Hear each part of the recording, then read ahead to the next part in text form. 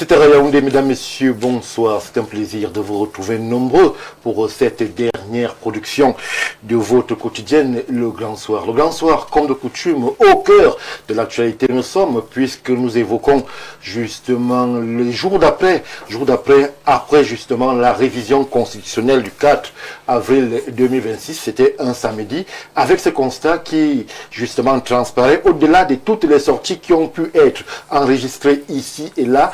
L'opposition en ressort divisée. Divisée pourquoi? Parce que les communications ne sont pas dans le même sens. Nous avons eu écho, c'était hier, de la communication du professeur Maurice Kamto, qui revient et évoque un coup d'État constitutionnel, vu qu'il y a quelques jours, lui-même avait lancé cette pétition citoyenne censée aller contre cette révision constitutionnelle. Nous avons eu écho de celle de Joshua Ossi Nabangi, c'est le leader du SDF, qui lui parle d'une occasion manquée avec l'histoire lorsqu'il évoque justement cette révision constitutionnelle. Issa Chiroma Bakari, depuis son exil gambien, appelle le peuple à la mobilisation, alors que Cabral Libi, lui, prend rendez-vous pour 2027 et lui aussi s'en remet au peuple. On va évoquer cette opposition divisée au sortir de cette révision constitutionnelle. On y est là aussi, puisque nous sommes le 10 avril 2026. On va faire un feedback en arrière avec 78 ans d'histoire, 78 ans de lutte, 78 ans de vie politique. On parle là de l'Union des populations du Cameroun, UPC, créée justement un 10 avril 1948. Ce soir, on va essayer de s'interroger sur l'héritage. Que peut-on retenir de cette UPC-là aujourd'hui, alors que justement la situation semble un peu confuse, alors que justement nous n'en savons plus de combien d'UPC opèrent de façon opérationnelle, si on peut le dire, sur le terrain. Qu'est-ce qu'on retient de l'UPC? Qu'est-ce qu'on retient de l'héritage des pères fondateurs? Oumoué, Mounier et les autres ont-ils choisi justement les bons, ceux-là qui pouvaient porter l'âme immortelle du peuple camerounais jusqu'au vrai pouvoir? Les questions fusent. Ce soir, sur le plateau du Grand Soir, lorsque je l'ai dit, je prends le léger break, je prends le verre d'eau traditionnellement glacé et je reviens tout de suite après.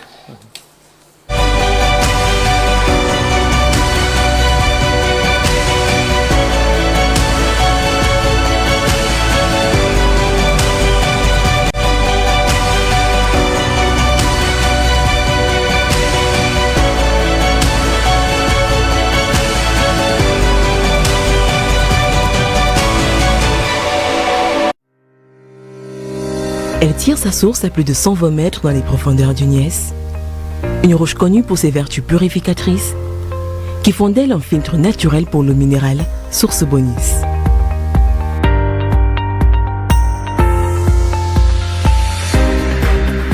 Cette eau naturelle sans additifs est obtenue au terme d'un processus rigoureux de filtrage et d'analyse, ce qui vous permet d'étancher votre soif en toute sécurité. Buvez l'eau minérale Bonis, buvez la vie.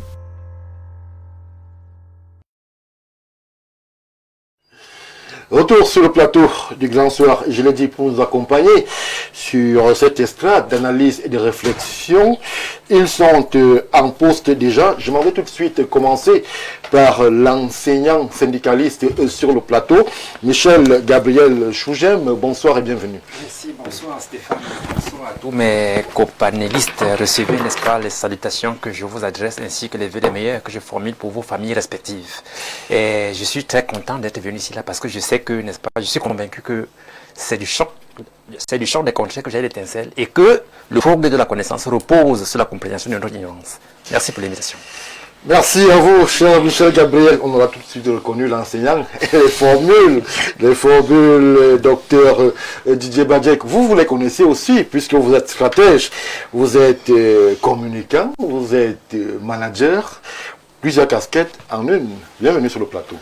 Merci Stéphane, et c'est toujours un plaisir d'être invité, de participer au grand débat ici, qui garde toujours la particularité de réunir des esprits qui ont la pertinence, n'est-ce pas, de la compréhension des choses stratégiques.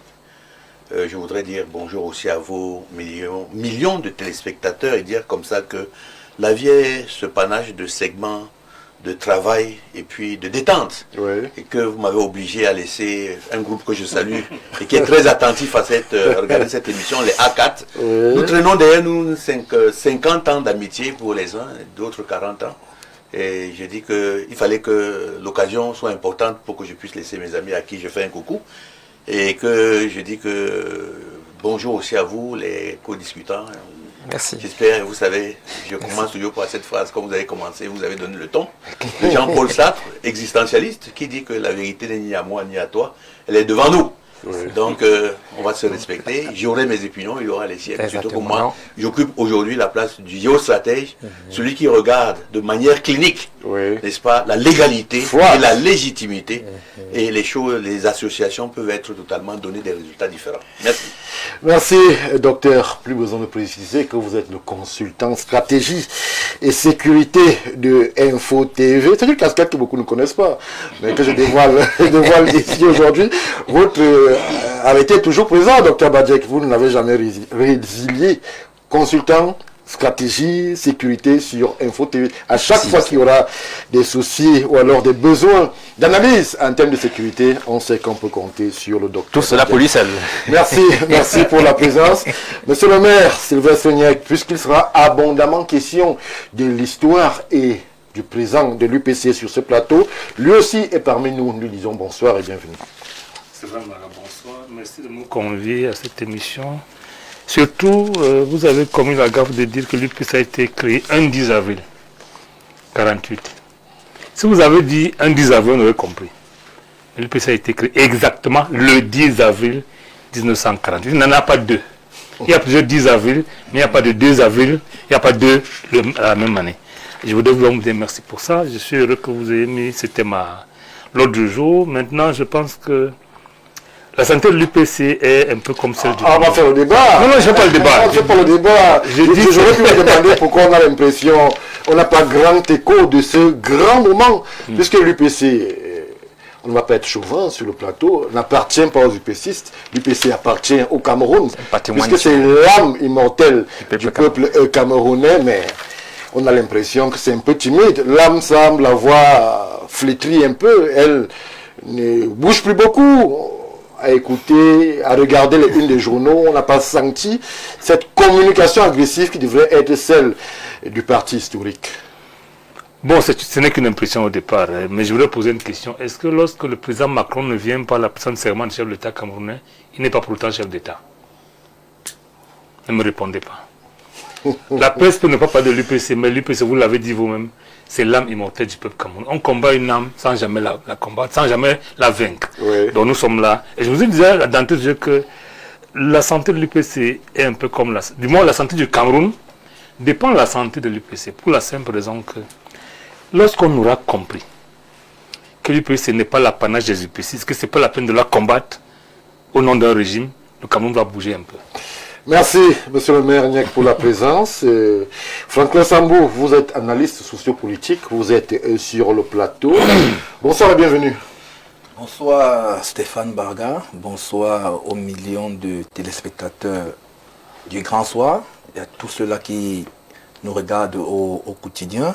Bonsoir aux co-discutants. C'est un honneur pour nous de partager ce plateau, non seulement avec notre père, le cher aîné, le docteur Badjek, monsieur le maire Niek. Ce sont des aînés à qui nous devons beaucoup de respect.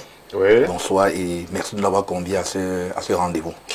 Merci à vous, Franklin. On va tout de suite, sans aucune procédure, rentrer de plein pied dans le débat qui nous interpelle ce soir avec cette révision constitutionnelle qui laisse des marques au sein de l'opposition camerounaise. Je l'ai dit, chacun est allé de sa petite communication, de sa grande pour certains. Alors, je commence par vous, Michel Gabriel Chougem. Comment est-ce que vous trouvez l'opposition camerounaise de façon globale, générale, après cette révision constitutionnelle? Non, moi je pense que l'opposition camerounaise, n'est-ce pas, n'a des armes que le verbe.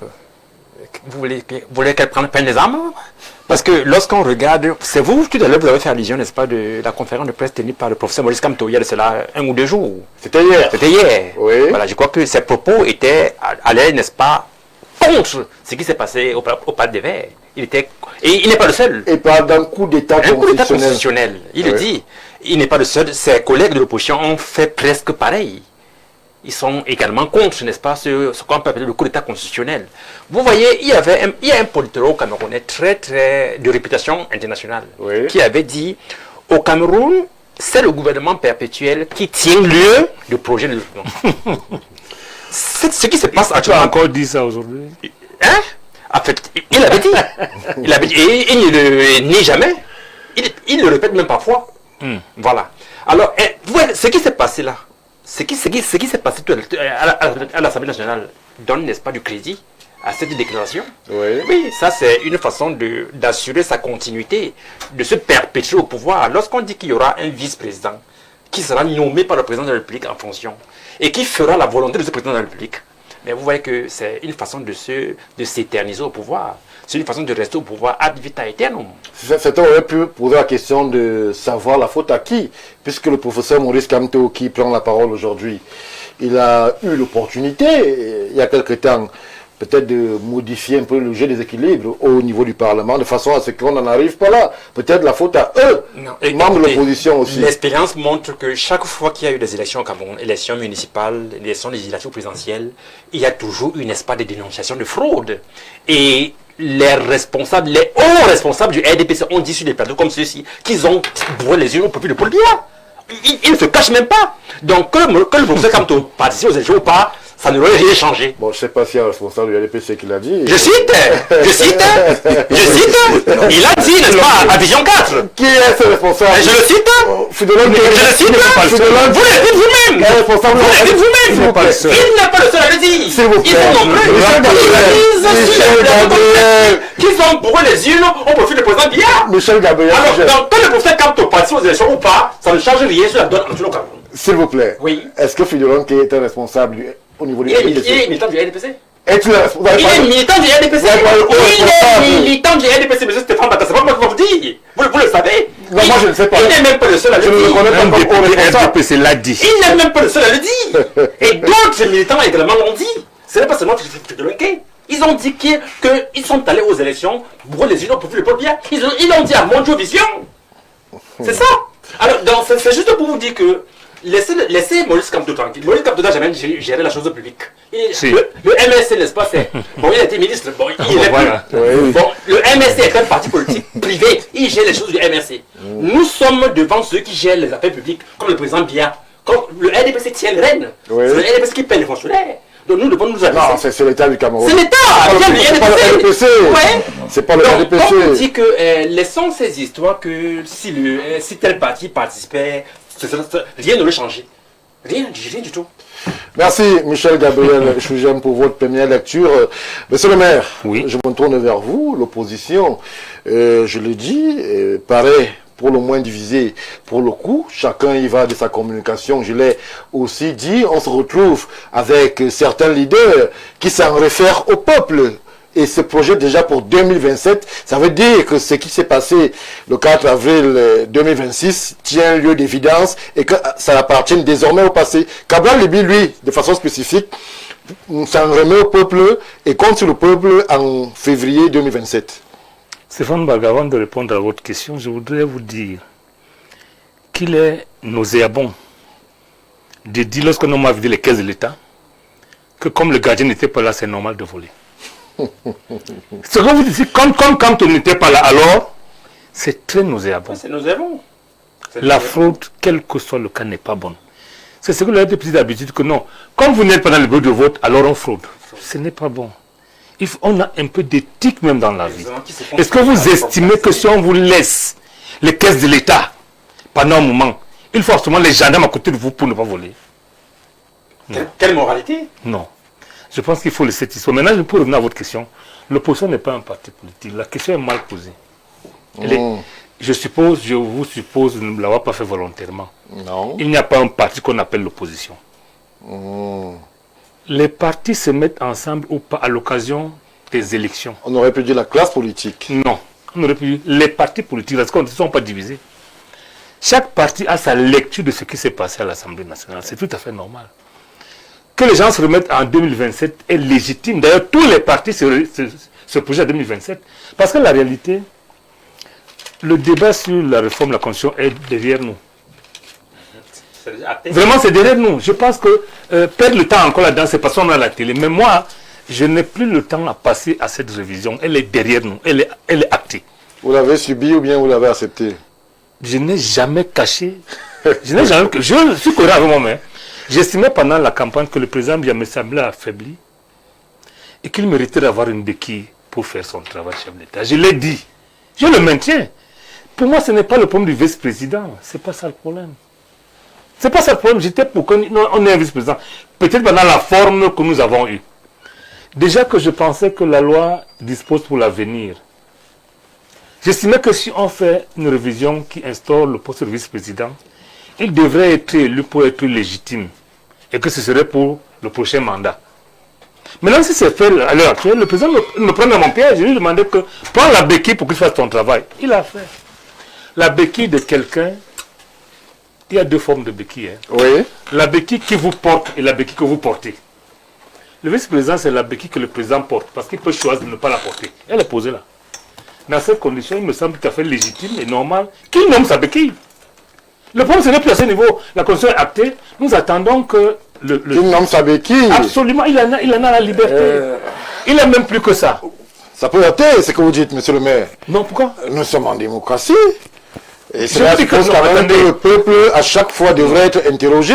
La mécanique Les juristes parlent de l'égalité et de légitimité. La mécanique démocratique, dans notre contexte, veut que le RDP se puisse faire passer toutes les réformes depuis 44 ans sans entrave.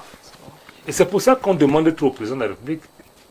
Parce qu'il n'a pas été victime, comme en France, de blocage. Le président a fait ce qu'il a voulu faire jusqu'aujourd'hui. Il est donc content de tous les résultats. C'est ça le problème. Le président, à aucun moment donné, n'a été mis en minorité à l'Assemblée nationale. Jamais. À aucun moment. Donc, dès lors qu'il veut faire une réforme, il l'a fait. Ça vous donne une excuse facile pour ne rien assumer, vous, en tant qu'opposition. Mais on assume qu'on est opposant, non?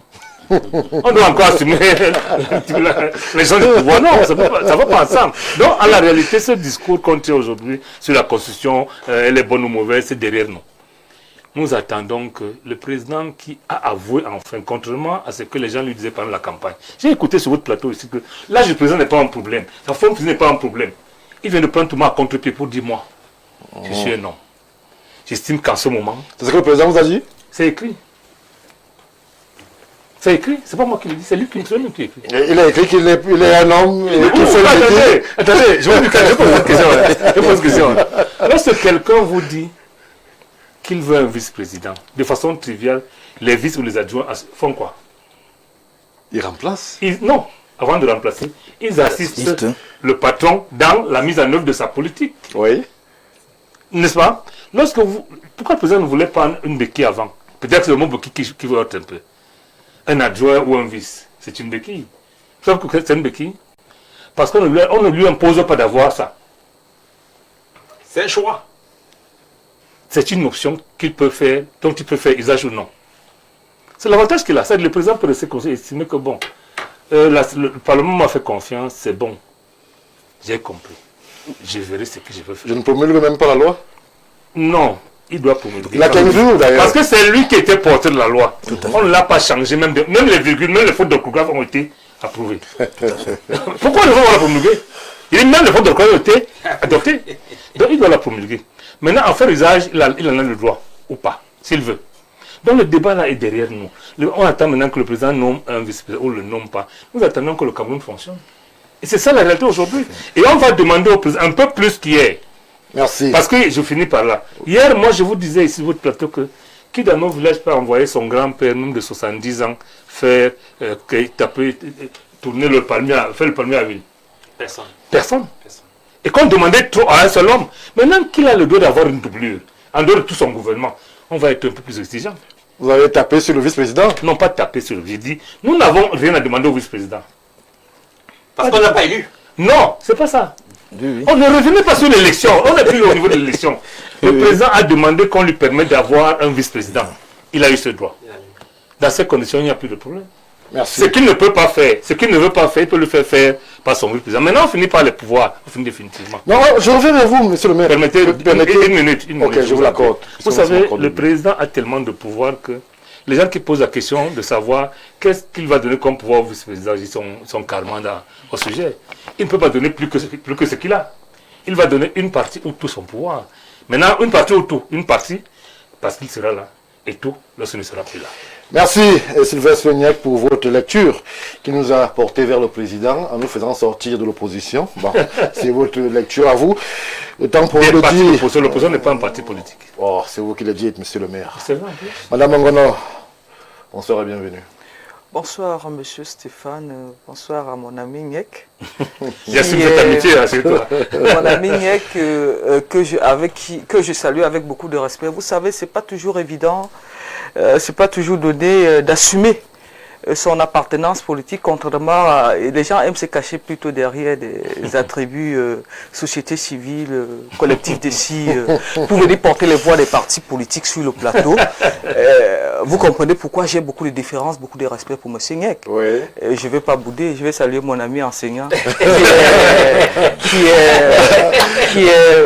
moi j'ai souvent le cheval de Troie. Vous savez, le courage c'est quelque chose. Le courage politique, le courage politique c'est quelque chose. Et vous le savez, quand le cheval de Troie, c'est celui-là qui vient sous une autre casquette, alors qu'il est là pour... oh là là. Vous savez, nous avons coutume. Et ça fait que quand l'opposition... Moi je vous disais juste bonsoir. Je ne veux pas saluer mes amis. Vous savez, pour savoir qu'est-ce qui est cheval de Troie, c'est quelqu'un qui a cette capacité à dire, oui, quand l'opposition parle, oui, il accompagne avec des mots, il est incapable d'être objectif. Vous voyez, quand on vient comme analyste, est-ce que je l'ai cité?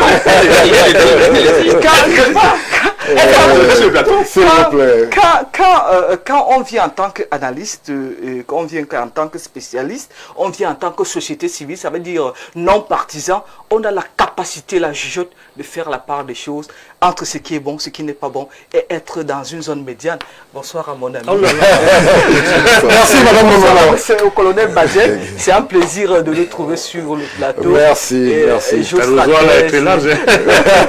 Merci. Alors, docteur, on vous fait une fleur. Moi, je ne vais pas vous en faire puisque je vous amène dans le dur du débat. Le jour sur j'ai interpellé sur justement cette classe politique. Bien que monsieur le maire n'aime pas qu'on dise opposition, cette classe politique... L'opposition n'est pas un parti politique. S'il vous plaît, monsieur le maire. On a compris votre perception. C'est bon, c'est ça qui est... Permettez que j'ai la mienne. Non, c'est un fait. Le SDF, le MRC, l'UPC ne sont pas un parti politique, sont des partis politiques. Merci. Ce n'est pas une opinion. On vous a compris. Docteur Bajek, comment est-ce que vous percevez cette ambiance hors majorité lorsque l'on évoque cette révision constitutionnelle qui justement met en scène un vice-président que le président en poste pourra nommer et qu'il pourra retirer de la scène en temps et souhait voulu.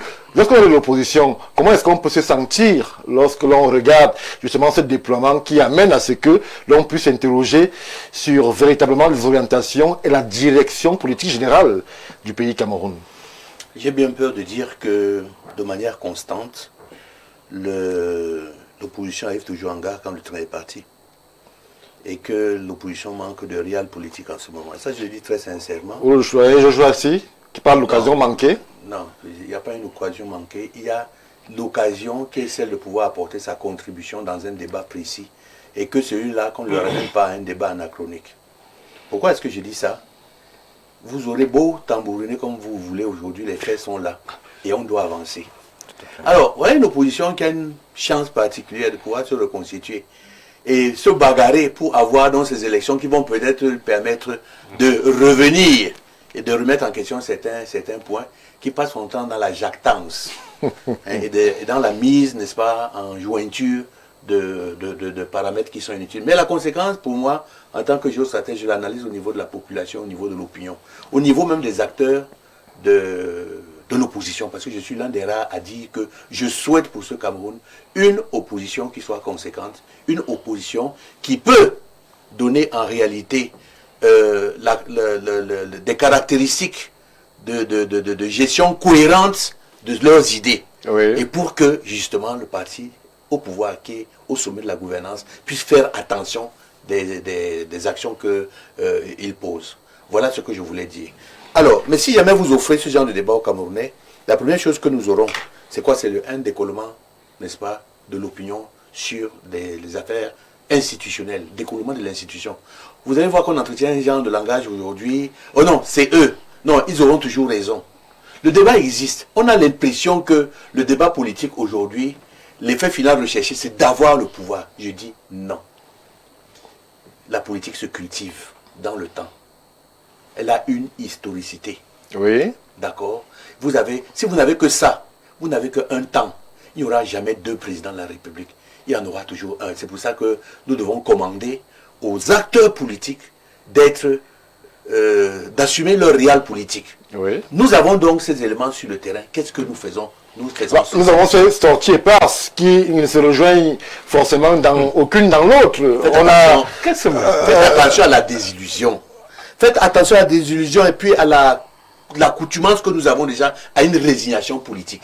Il y a combien de personnes qui parlent quand vous faites les statistiques? Moi, j'ai fait des analyses du RCB, le référentiel chrysogène que j'ai créé moi-même.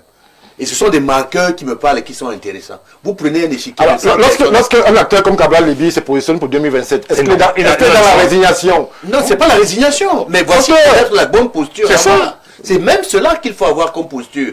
Le débat sur l'élection présidentielle est passé. Absolument. Le débat sur la Constitution est passé. Et vous devez l'analyser avec les éléments pertinents que cela donne. Il y a un jeu, ne faisons pas comme si on ne sait pas comment est-ce que la Constitution a été réformée. Elle participe de ce qu'il y a eu un vote à l'Assemblée où il y a eu 200 députés qui sont encore 200 parlementaires, et sénateurs. Vous comprenez? Et qui sont passés. Attendez, je termine. S'il vous plaît. Que tous ces députés-là, que ce soit au niveau du Sénat ou bien au niveau de l'Assemblée générale, tous ces gens-là qui sont déjà en fin de mandat, qui sont déjà en fin de mandat, qui ont déjà perdu la légitimité du peuple. Mais ça veut donc dire que ça met donc en mal tout ce qu'ils font là-bas. C'est pas le débat de légitimité, s'il vous plaît. Michel Gabriel Chouget. Oui, on va se regarder. Alors l'anglo-saxon va vous demander and so what? Vraiment. Vous comprenez? C'est là où je voudrais que la maturité du Camerounais aujourd'hui enseigne une certaine culture à la politique, de savoir avancer. Mais chez nous, nous avons l'impression que l'idée maîtresse rejoint l'effet final recherché. En stratégie, c'est une erreur capitale. L'effet final recherché ressort juste après la vision. Et lorsqu'on a donc cet effet final recherché, on se donne les moyens de pouvoir atteindre avec l'idée maîtresse, d'atteindre l'effet final recherché. Et c'est ainsi qu'on trouve dans les axiologies stratégiques, avec les composantes et les KPI pour juger de l'action.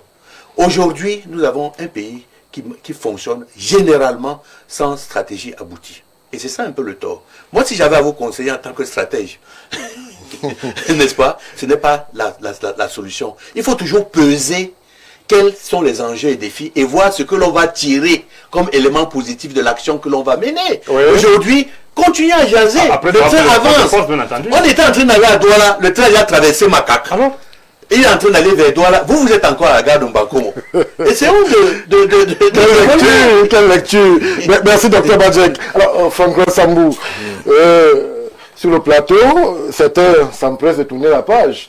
Mais nous, on est quand même là pour rappeler la page telle qu'elle est. Elle se présente aux Camerounais. Ça veut dire qu'il y a des prises de parole sur l'espace public que personne ne commente, mais qui s'imposent à nous. Lorsque le chairman Joshua aussi dit rendez-vous manqué avec l'histoire. Lorsque Cabral Libby appelle au peuple pour 2027, lorsque Issa Chiroma, depuis son exil gambien, lui aussi évoque la mobilisation, la nécessaire mobilisation du peuple, ça veut dire quand même qu'il y a un constat qui est fait, qu'il faut se réveiller au sein de l'opposition. En réalité, Stéphane, comme ont dit les prédécesseurs, le docteur Badjek, tout comme monsieur le maire, la révision constitutionnelle est derrière nous. Et un parti politique qui pense... nous savons tous, on a décrié de part et d'autre, mais on ne passera pas 6 mois, 1 an à décrier cette révision. Qu'est-ce que vous avez décrié? Nous avons décrié le système, c'est-à-dire... La manière par laquelle? C'est-à-dire, vice-président n'a pas de problème. c'est un support pour le président de la République, comme a dit M. le maire, béquille. en empruntant la béquille. C'est la formule. C'est un support pour le président de la République parce que depuis le mandat des grandes réalisations, il faut le dire, 2018-2025, Envoyez. 2018-2025, Force de l'expérience. fort de l'expérience, n'est-ce pas? Fort de l'expérience, oui, fort de l'expérience. Il était pas très présent. Pas absent, il n'était pas très présent. C'est mieux de le dire. Bon, vous dites quoi? Il n'était pas absent, il était absent ou bien il n'était pas présent? T'es facilement absent. Finalement, vous il dites n'était pas quoi? très présent. Et de temps en temps, on voit toujours des hautes institutions, tout et tout. Le peuple réclamait le président. Je pense dans ce sens qu'il a mis un support qui est le vice-président. Mais il vient de Mais maintenant, ça fait pas 4 mois qu'il est élu. c'est vrai. Mais maintenant, le problème, comme on disait, c'est la manière dont ce support va conduire le pouvoir jusqu'à son terme. C'est la manière. Mais Nous y sommes déjà. il est libre. Il peut même promulguer cette loi, il ne nomme jamais un vice-président. Il peut même promulguer cette loi, il ne nomme jamais un vice-président. Mais Il doit prolonger, il a 15 jours pour le faire. Non, je dis qu'il peut promulguer, il va promulguer, et il peut ne pas nommer un vice-président. À un moment donné, il peut se rendre compte. Ça se coupe. La version française dit qu'il peut nommer. Oui. La version anglaise dit qu'il doit. Oui. C'est ça les incongruités. Oui, Donc, dès qu'il nomme. Non. on dit, plus la version dit, Allez-y. il peut nommer, Oui. et même au cours d'une même année, on peut avoir 3 vice-présidents. C'est-à-dire au cours d'une même année, met quand il veut. d'une même année ou d'un même mandat, il peut avoir 3 vice-présidents. Mais pour dire, ce n'est plus là le débat. Le débat doit être maintenant pensé pour l'avenir. Les échéances futures. Par qui? Pas Tout le monde. Pas tous les partis politiques. Ne parlons pas de tous les partis politiques. Et autant pour le RDPC, le SDF, le MRC, le PCRN, tous ces partis politiques doivent projeter. Vous êtes certain? Le NDPC est majoritaire à l'Assemblée, majoritaire au Sénat, majoritaire dans les communes. C'est vrai. À qui? Ils sont majoritaires. Mais est-ce que l'année prochaine, c'est dit qu'ils seront majoritaires? La conquête du pouvoir appartient à tous les partis politiques. Tous les partis politiques ont l'ambition de conquérir et d'exercer le pouvoir. Si au terme des élections législatives municipales 2027 ou fin 2026, là, si ces partis-là croisent les bras, 2027, si ces partis croisent les bras, le RDPC viendra encore faire le razzia du Parlement et des communes. Donc maintenant, pour pouvoir combattre ces problèmes-là, c'est de se mettre au travail dès à présent. Dès à présent. Pour que si 180 députés, s'il n'y a pas changement plus tard, 180 députés qu'on se retrouve avec une opposition qui a par exemple 100 députés. 100 députés. En ce moment, les partis politiques peuvent parler fort au RDPC. Le RDPC devait être obligé maintenant de négocier avec d'autres partis politiques comme il a fait en 92 avec l'UNDP. Oui. Parce que l'UNDP avait à moins 70 68 députés à l'élection législative de 92. Donc à ce moment-là, le RDP s'était obligé de faire bloc avec l'UNDP et pour le MDR. Et le MDR, d'accord, d'Aïssa là, voilà des actions dont ce n'est pas impossible pour des partis politiques d'avoir le score de l'UNDP de 1992. Merci Franklin. Alors, Fadjima Tounoum Chebangono, aujourd'hui on épilogue sur la révision constitutionnelle. Le débat sur l'opportunité a été fait. Le docteur Badjak a dit, and so what next? Puisque vous vous retrouvez avec un pays quand même où il y a beaucoup d'interrogations, beaucoup de questionnements, un vice-président que personne ne connaît, donc le profil pourrait être flou. Est-ce que dans la réflexion interne et stratégique, vous comprenez que les Camerounais puissent être inquiets face à cette béquille qui ne sera pas passée par le tamis des élections? Alors, merci, Monsieur Stéphane, de m'avoir donné la parole. Je voudrais dire que nous sortons d'une élection et les candidats ont été présentés au peuple camerounais. Les Camerounais, dans leur immense majorité, ont exprimé leur volonté. Parce que ce qui est très dangereux dans notre pays, c'est cette opinion où tout le monde dit le peuple. Qui est le peuple? C'est ce peuple souverain qui a donné 53%. La majorité absolue, parce que dites-vous, la majorité absolue, c'est 50 plus 1. Il lui a donné 50 plus 3 Oui. pour présider au destin de ce pays. Alors, lorsque cela est fait, il est aussi important de rappeler que le président de la République est l'unique Camerounais, l'unique citoyen camerounais qui est élu au suffrage universel direct dans une seule circonscription. Ça veut dire que les Camerounais, dans une seule, si on peut prendre la métaphore de la marmite, tout était mis dans une même marmite. Pas des marmites dans les régions ou des marmites dans les départements. Parce qu'il faut le dire, la circonscription est nationale. Alors, lorsque quelqu'un sort d'une élection, comme vous l'avez dit, avec la légitimité à lui conférer et la légalité à lui conférer par le peuple, vous comprenez comme dans le Léviathan, le peuple lui dit, nous vous remettons notre souveraineté, quitte à vous de nous conduire et d'assurer notre sécurité. Si on prend sous ce prisme, vous comprenez que le président a toute la légitimité et toute la légalité de faire une proposition de loi au niveau du Parlement qui est aussi la résultante des élections. J'ai un peu un problème avec les jérémiades de ceux qui ont choisi. D'autres disent qu'ils ont pris de l'argent. Bon, moi je ne sais pas. Mais je crois que c'est par peur que ceux-là ne sont pas allés aux élections. Et en ce moment, ils ont même peur de venir sur le plateau s'exprimer. Bon, ils utilisent des moyens qui leur sont propres. On ne leur refuse pas. Mais nous avons horreur de Jérémie, de ceux qui ont choisi de rester à la maison quand tout le monde allait chercher de l'eau à la rivière. Et quand tout le monde est en train de faire bouillir sa marmite, les enfants pleurent à côté, il doit dire tout le monde allait prendre l'eau. Non, nous devons être sérieux. Ceux qui sont au Parlement et qui ont porté majoritairement leur voix. Parce que nous avons eu la chance, vous y étiez, d'écouter tous ces parlementaires. Oui. Des gens se sont exprimés. Tous les partis politiques qui sont représentés au niveau du Parlement se sont exprimés. Chacun a dit ce qu'il voulait, ce qu'il entendait, ce qu'il aurait attendu.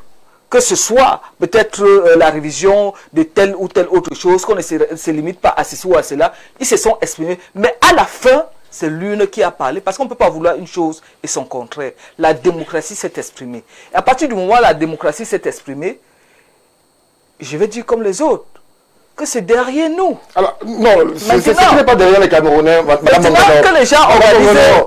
Ce qui n'est pas derrière les Camerounais, c'est justement ce qui arrive. Ce vice-président, ce profil qui arrive. Mais surtout, puisque nous sommes en démocratie, il y a quand même des questions de légitimité qui sont mises en avant. Si vous interrogez, monsieur Stéphane, si vous interrogez... Je vous relance. Permettez que je vous relance, puisque nous sommes là véritablement sur le nœud du problème. Est-ce que le peuple camerounais qui a fait confiance au président Paul Biya, le peuple camerounais... Et lui a conféré le pouvoir. Ajouter les ingrédients que vous avez. Non, mais ce n'est pas un ingrédient. Moi, je pense de l'essence même, de l'essence de la République, de l'essence du choix des hommes. On l'a compris, madame. Le peuple camerounais qui a choisi son parlement, oui. Est-ce que ce peuple camerounais-là, justement, s'est exprimé dans le choix d'un vice-président que le président pourrait nommer et démettre à sa guise? Monsieur, je crois que c'est à ce niveau le véritable nœud du problème. Monsieur Stéphane, je ne vais pas faire l'historique de la démocratie qui à Athènes, au 6e siècle, permettait à l'agora, même comme il y avait des restrictions, toute la cité de voter. Mais les femmes ne votaient pas, les enfants ne votaient pas. Et le vote était même censitaire. Je ne vais pas revenir là-dessus pour dire qu'on regroupait tout le village. On excluait même certains pour voter. On est allé à la démocratie représentative. Ça veut dire quoi? Vous m'avez donné votre pouvoir. Oui. Votre voix, je parle en vos lieux et places. Vous n'allez pas revenir tout le temps sur le parcours lorsque je cesse le pouvoir que vous m'avez donné. Pour me dire que non, j'avais donné en 2020, maintenant nous sommes en 2027. Les dispositions légales leur permettent d'être là et de siéger. Et ce n'est pas nouveau. Peut-être c'est nouveau pour ceux qui font les directs sur Facebook et découvrent la politique en 2018. Non, c'est pas nouveau. Donc c'est pour vous dire, et quand vous interrogez même la légitimité de ce président, vous irez interroger la légitimité de ceux-là qui découlent, dont le pouvoir découle du pouvoir exécutif. Le Premier ministre est nommé. Oui, les autres ministres qui exercent aussi le pouvoir sont nommés. Le vice-président sur lequel certains s'étaient, le président du Sénat sur lequel certains s'étaient apaisantis pour dire, ben voilà, c'était clair que le président du Sénat devait assurer l'intérim. Lui-même, il a été nommé. Parce que par un moment donné, je ne sais pas si nous bavardons pour bavarder, ou bien je ne voudrais pas dire c'est des incongruités, mais la réalité est telle que vous avez choisi des personnes à qui vous avez conféré une certaine légitimité et une certaine légalité. En même temps, vous venez retenir la flèche, vous dites non, votre flèche là, ce n'était pas qu'on lance à gauche, non, vous lui avez fait confiance, permettez-lui, Merci, vous madame avez Molo. interrogé comment que c'est flou, comment c'est discrétionnaire. Merci. Si vous étiez président, monsieur Mbarga, je ne viendrai jamais sur votre plateau vous déranger que mais comment vous décidez de nommer tel pas tel. Non, cela relève de votre pouvoir, de votre pouvoir. Il est bien vrai, quelqu'un a dit, si Dieu a dit que je serai président, mais il n'aura que ses yeux pour pleurer. Merci Madame Mongolo. Alors, Michel Gabriel Chougem, nous on parle de l'opposition qui peut-être n'a ses yeux que pour pleurer, puisque c'est vrai, Maurice Kamto l'a dit hier, Ah, il a dit que que, si Dieu a déclaré qu'il serait président, lui, il serait président et justement, il se considérerait bientôt, il serait président, c'est ce qu'il a dit. Alors, le débat qui est mis sur la table rassemble toute la classe politique, Michel Gabriel Chougem, et divise même au sein de l'opposition, puisque on a vu parfois quelques scènes dans certaines formations d'opposition rassemblées au Parlement, même dans le vote, qui avaient, en fonction des députés, chacun sa perception de cette affaire-là. La question qu'on pourrait se poser en écoutant le développement de Mme Mongono, c'est jusqu'où s'étend la légitimité, puisque s'il est clair que le président a la légitimité adossée à la légalité, cela se ressent, de choisir son vice-président, allons justement Michel Gabriel, et que la nature, ou alors les circonstances naturelles se déroulant, il en vient qu'il y ait vacances, le vice-président prenne le pouvoir. Mais est-ce que ce vice-président, lui, aura aussi ce substrat de légitimité qui amènera à ce que lui-même il puisse choisir notre vice-président? On se retrouverait quasiment avec deux personnes qui ne sont pas passées par le tamis des élections. C'est ça que nous dénonçons, c'est ça que nous décrions. Tout cela, c'est de la légalité sans légitimité. Et ça ne peut pas fonctionner. Ça, c'est conduire le pays presque au chaos. Je voudrais dire à ma soeur Fadima que je ne suis pas membre de l'opposition ou du pouvoir. Vous n'êtes pas du MRC? Je ne fais pas de l'opposition ou du pouvoir. Je suis un responsable de la société civile. Je suis un analyste sociopolitique pur et dur, objectif. Je suis cartésien. Vous n'êtes pas du MRC? Vous comprenez? Je suis cartésien. Alors, je vais vous dire une chose, Stéphane Baga. Dites-nous. Lorsqu'on dit ici, là, même le secrétaire déjà dit, on dit que c'est déjà passé, c'est déjà derrière nous. Les faits sont là. Hein? Il faut le boire, n'est-ce pas? Regardez, la société civile a dit que le peuple camerounais a besoin, le peuple camerounais a faim. Voilà le problème. Regardez un peu les Camerounais qui partent au Canada chaque jour. Chaque jour, qui partent en termes de milliers. Parce que le peuple a faim. Voilà donc le problème fondamental. Est-ce que vous savez qu'au Cameroun, 45% de la population vit avec moins de 1000 francs par jour? Reste le débat. On va pas faire tout le débat au même moment, Michel Gabriel. Dis chose, Stéphane. Ça dit que c'est cette façon de torpiller les tests. C'est cette façon Est-ce que vous savez que l'une des choses que le président Biya va laisser comme héritage au Cameroun, c'est cette facilité, n'est-ce pas, à torpiller, n'est-ce pas, les lois dans le pays. C'est-à-dire qu'on se cache derrière ce qu'on appelle la légalité pour faire ce qu'on veut. Non. Mais non, il faut tenir compte. La légitimité vient même avant la légalité. Ce qui fait absolument défaut dans tout ce qui se passe là. Oui. On se cache derrière la loi pour faire n'importe quoi. Faites ce que vous voulez, mais sortez le peuple de la pauvreté. Est-ce que vous savez que 10% des Camerounais sont menacés par l'insécurité alimentaire? Voilà dans le problème fond qu'il faut combattre. C'est ça votre thématique. Est-ce qu'on fait tous les problèmes au même moment? Le pays dans le s'il vous plaît. Est-ce qu'on fait tous les thèmes au même moment? Pas du tout. Vous avez raison de lui dire qu'il s'est trompé de thématique. Il doit parler de ce dont vous parlez, monsieur Tudjem. Madame, écoutez, est-ce que vous savez que... Vous ne faites pas au débat de madame. Est-ce que vous savez que c'est depuis 40 ans? C'est depuis 40 ans et plus que les enseignants attendent le statut particulier au Cameroun. Rien n'a été fait. À cause de quoi? À cause de cette façon de conduire le pays qui n'arrange personne. Vous voyez? Oui. Qui n'arrange personne.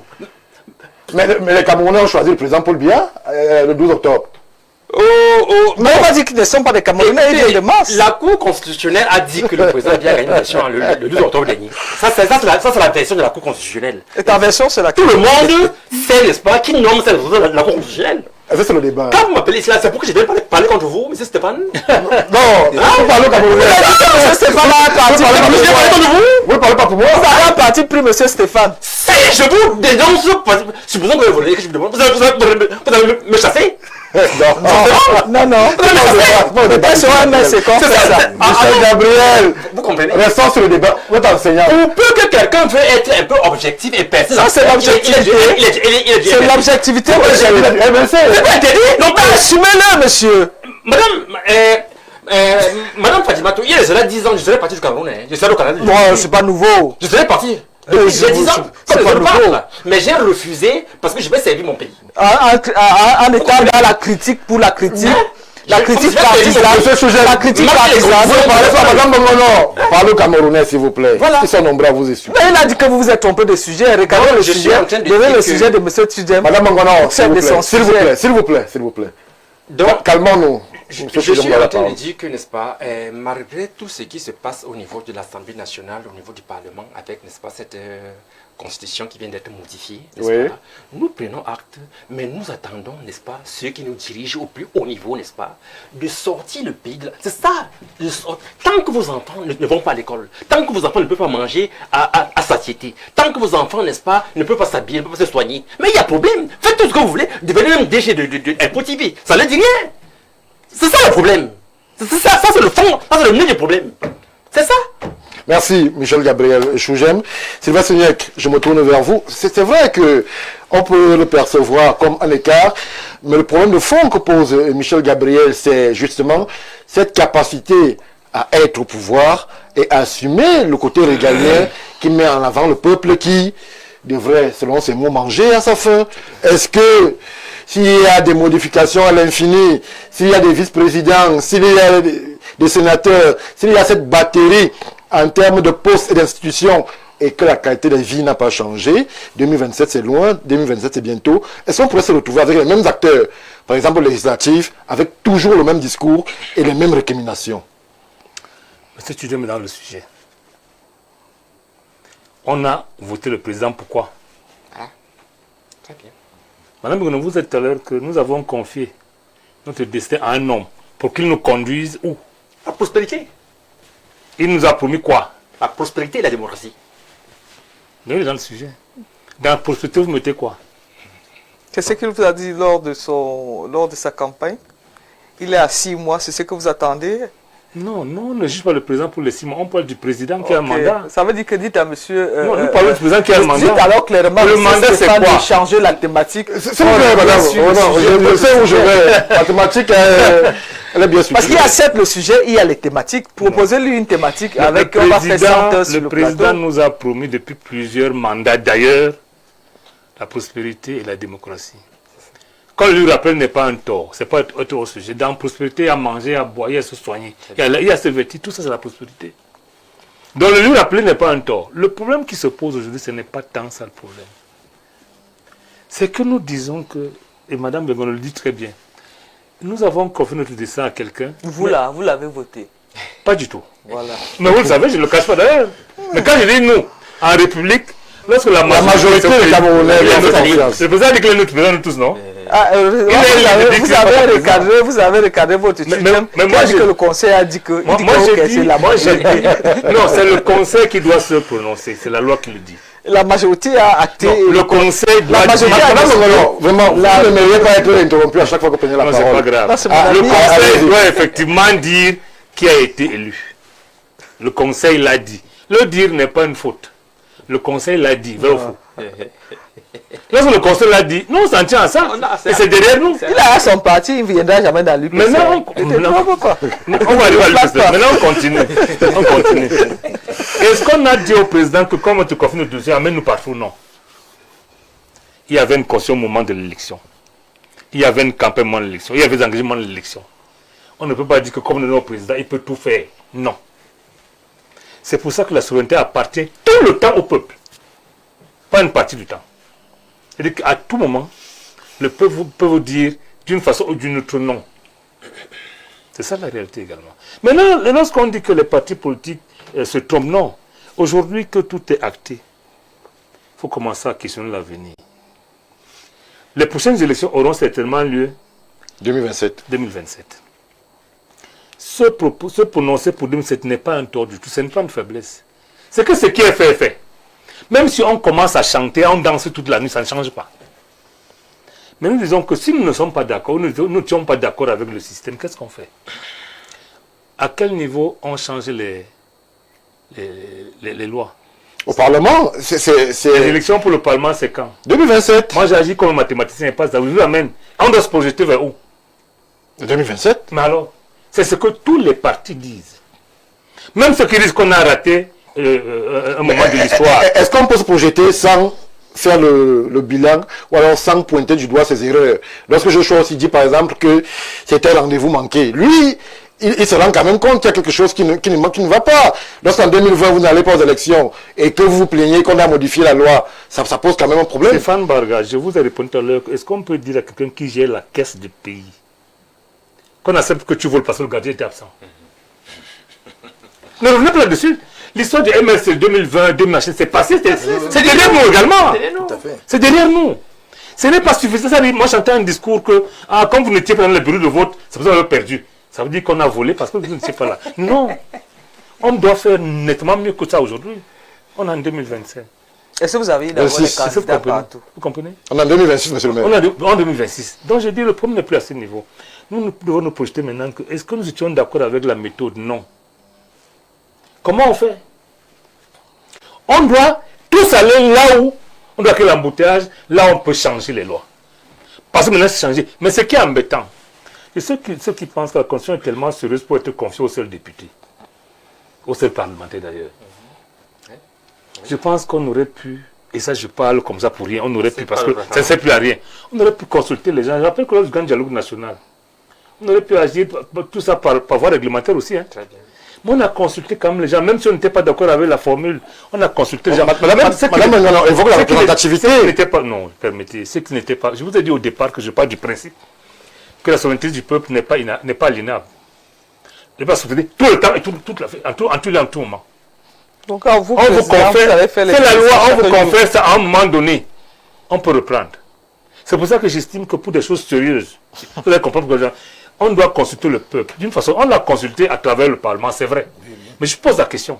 Oui. Si en 2027, il arrive que ce que vous appelez l'opposition, que moi j'appelle les partis politiques autres que ceux au pouvoir, vous comprenez, arrive à s'entendre, parce que chacun aura ses députés à l'Assemblée nationale. Ils ne seront pas pour autant l'opposition. C'est eux qui seront mis ensemble qui vont constituer le pouvoir à ce moment-là. S'ils décident de modifier la Constitution, c'est-à-dire dans moins de 7 mois, est-ce que ça fait sérieux? Ce sera encore que, comme Paul Biya est faible, alors on change.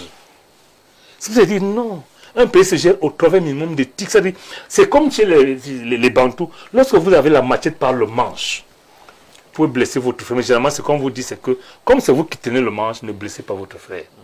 Mais si on blesse personne dans le manche, lorsque vous perdez le manche, qu'est-ce qu'on fait? Est-ce qu'on doit vous blesser? Vous estimez que la révision a blessé les Camerounais plutôt que de les... Les gens s'en vantent d'ailleurs. Les gens s'en vantent. De quoi? Mais vous-même vous dites qu'il n'était pas là. Et pourquoi il n'est pas allé au vote? C'est s'en vanter. Moi j'ai dit, c'est vrai ou c'est faux? C'est vrai. Alors, c'est ça que vous avez la matière par le manche. Ne blessez pas parce que le ciel peut changer demain. Et moi je dis que c'est tellement sérieux que si demain matin... La politique, c'est pas le demain c'est 2027. À l'imaginer que si nous faisons l'arithmétique politique et même la géographie et l'histoire politique du Cameroun, oui, il est possible que celui qui est président de l'Assemblée nationale soit même un peu député demain. Il est possible. C'est possible, hein?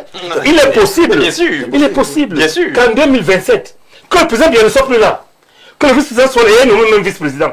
C'est tout ça mis ensemble qui nous inquiète. On dit, mais attends, est-ce qu'on va une fois de plus, parce que quelqu'un n'est plus là, oublier tout ce qu'il a fait pour tout changer? C'est ça le problème. C'est ça qui est gênant. Et c'est pour ça qu'on pose un problème d'éthique. Et de légitimité. Non, pas de légitimité. Je pose un problème d'éthique. Et de de durabilité dans ce que nous faisons. Parce que là, rappelez-vous, hein, les Américains parlent encore du 25e amendement. Aux États-Unis, la Constitution ne change pas. Il y a un livre d'amendement. Parce que c'est tellement sérieux qu'on ne touche pas ça n'importe comment. Je voudrais qu'on sacralise la Constitution. Que ce ne soit pas une chose qu'on peut changer pour faire plaisir à gauche ou à droite. Non. Parce que ce qu'on fait aujourd'hui peut se retourner contre nous demain. Merci. Voilà. Merci, monsieur le maire.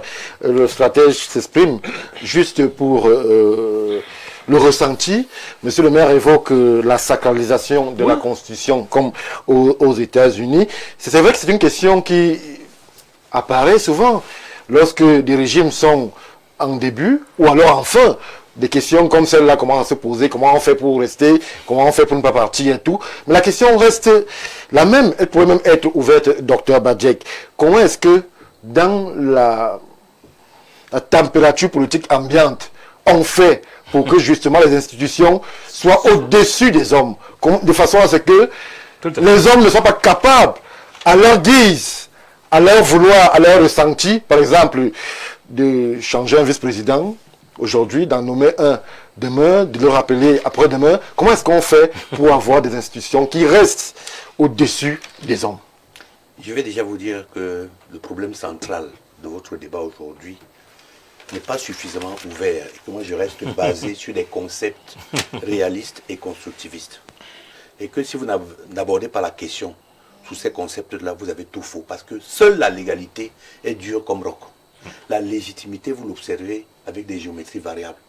Vous allez voir aujourd'hui le parti au pouvoir qui va discuter et qui va défendre, n'est-ce pas, que, en fait, l'option qu'il a choisie est portée par une valeur juridique claire. Et c'est pour ça que le droit est évanescent et qu'il y a des jurisprudences. Parce que le droit n'explique pas tout. Oui. Et vous allez voir des grands professeurs qui sont exactement de l'autre côté, qui vous démontrent que non, on est passé outre les éléments fondamentaux et pertinents de cette Constitution, notamment sur l'article 63, sur les articles 63 et 64 de la Constitution. C'est pour ça que je vous dis qu'il faudrait progresser. Et que quand on a justement ce concept constructiviste, on regarde ce qui est devant. Je préfère habiter un peu la réflexion de M. le maire, qui dit que vous avez maintenant toutes les opportunités. De quoi vous avez peur? Sinon, d'une faiblesse qui est la vôtre à l'avance. Le train, comme je vais rester dans une dynamique pour que les téléspectateurs comprennent. Allez-y. N'est-ce pas? Vous avez... Le train est parti. On a prorogé le mandat des députés, n'est-ce pas? Oui. Vous avez donc on a le pire que ça. Voilà. C'est des conseils municipaux peuvent même être à vie. Ça n'a pas encore été promulgué. Attendons la promulgation. Écoutez, lorsque, n'est-ce pas, dans les motifs qui ont été évoqués, on vous a dit, le parti au pouvoir vous dit, écoute, nous, on opte pour la stabilité. C'est leur manière de voir. Cette légitimité-là, c'est comme ça qu'ils l'expliquent. Vous allez voir des partis de l'opposition, certains qui vous disent que dans la légitimité, c'est pas le peuple, mais en oubliant que cette légitimité, ils l'ont déjà accordée au niveau au Parlement. Oui. C'est un jeu qui existe. Tout à fait. Le Parlement est là, ils sont majoritaires. Toutes les lois qui vont passer iront dans ce sens-là. Absolument. Honnêtement, si vous n'arrivez pas à porter, n'est-ce pas, une opposition constructive dans l'élément fondamental conceptuel, vous pourrez... Alors, docteur Badjek, à croire qu'au Cameroun, on est arrivé au carrefour d'une voie sans retour. On a l'impression... Non, pourquoi? Non, c'est votre lecture. La lecture est la vôtre. Non. S'il vous plaît. On a l'impression, justement, que tout va passer... Les Camerounais vont boire toutes les pilules du fait de la légalité. C'est vrai en plus. Pourquoi? Parce que votre fin en soi, c'est le pouvoir. C'est ça. Qui vous a dit que la politique, c'est ça la fin en soi? Si c'était ça, on aurait des présidents partout. Non, ce n'est pas ça la politique. La politique, c'est un débat d'idées. On essaye d'asseoir nos idées et on les rend pertinentes. Voilà, c'est de ça qu'il s'agit. Aujourd'hui, vous avez quelqu'un qui vous dit que si jamais le bon Dieu le veut, je serai président. Mais écoutez, on est dans quel débat politique? Donnons-nous les moyens de notre politique, comme il se dit de façon... Non, il faut être...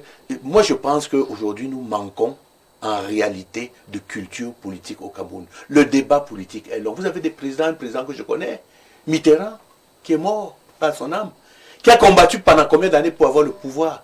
Aujourd'hui, dès qu'on a un épiphénomène, on veut déjà revêtir la casquette. Je ne dis pas que ce n'est pas possible. Il y a des gens qui... Tout le monde veut être président. Tout le monde veut être président. Et puis c'est légitime, nous sommes en démocratie.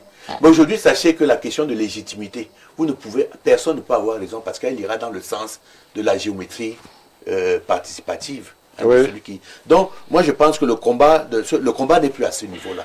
Aujourd'hui, vous voulez changer les choses. On change les choses en ayant la voix quelque part. Absolument. Pour avoir la voix quelque part, il faut être parlementaire. Il y a des lois aujourd'hui qui ne sont pas passées à l'Assemblée. Pourtant, elles étaient produites, elles étaient présentées par le pouvoir. Eh bien, c'est ça le débat aujourd'hui. Être capable, c'est pour ça que je reste dans le constructivisme. Oui. Être capable de pouvoir apporter une réflexion stratégique sur ce que l'on donne. Vous voyez, on progresse ainsi. Quand je vous dis que le débat est clos, je ne vous ai pas dit que je convenais de ce qui s'est passé. Mais moi, lorsque je fais une analyse, je me dis, est-ce que nous en sommes encore là? Il faut avancer. Bien sûr. Et pourquoi? Parce que vous êtes des élites, vous êtes les acteurs de la politique. Les médias sont des acteurs. D'accord. Les médias sont les acteurs. Est-ce qu'on avance avec les mêmes erreurs, avec les mêmes acteurs, avec les mêmes modus operandi et en espérant des résultats différents? Stéphane. Nous sommes à moins de 8 mois de 2027. C'est les mêmes acteurs qui sont là. C'est le même électoral. Voilà le même référent. Deux personnes devant moi. C'est vous qui dites qu'il y a des erreurs. Ils espèrent des résultats différents. Il n'y a pas d'erreur. Vous comprenez? C'est là aussi il faut accepter la subjectivité démocratique. Donc, écoutez, c'est tout le concept. Voilà ce qu'Antoine de Saint-Exupéry vous dit. Il dit si quoi? Tu diffères de moi, mon frère, loin de me léser, tu m'enrichis. Oui. C'est cette ouverture. En même temps, on veut la démocratie, en même temps, on ne permet pas à cette démocratie d'exister. La Constitution n'a pas changé. Il y a eu ce nombre de députés. Peut-être que si jamais la cartographie administrative change, ça va peut-être changer. Et peut-être que ça va changer en attendant que les élections arrivent. Merci, docteur. Donc vous comprenez, non, ce que je vous dis, n'est-ce pas, le débat que vous faites là aujourd'hui, on l'a fait déjà samedi passé. Progressons, parce que si les gens ne veulent pas regarder Info TV, nous, on va leur dire qu'il y a une dynamique dans les thématiques ici. On a fini avec le débat de la légitimité et de la légalité. Maintenant, voyons qu'est-ce qu'il faut faire pour construire un Cameroun, apporter des idées novatrices, révolutionnaires, me parler de développement, me parler d'industrialisation demain. Me parler de la segmentation, n'est-ce pas, de l'économie de biens et de services. Voici des débats pour parler même de la société qui ont été fermées. Merci. Peut-être c'est ce qu'il fallait dire au professeur Maurice Kamto, pas à nous, puisque c'est lui qui met le débat. Franklin Sambou, je me tourne vers vous. Alors, la question pourrait être en filigrane à la réflexion du docteur Badjek.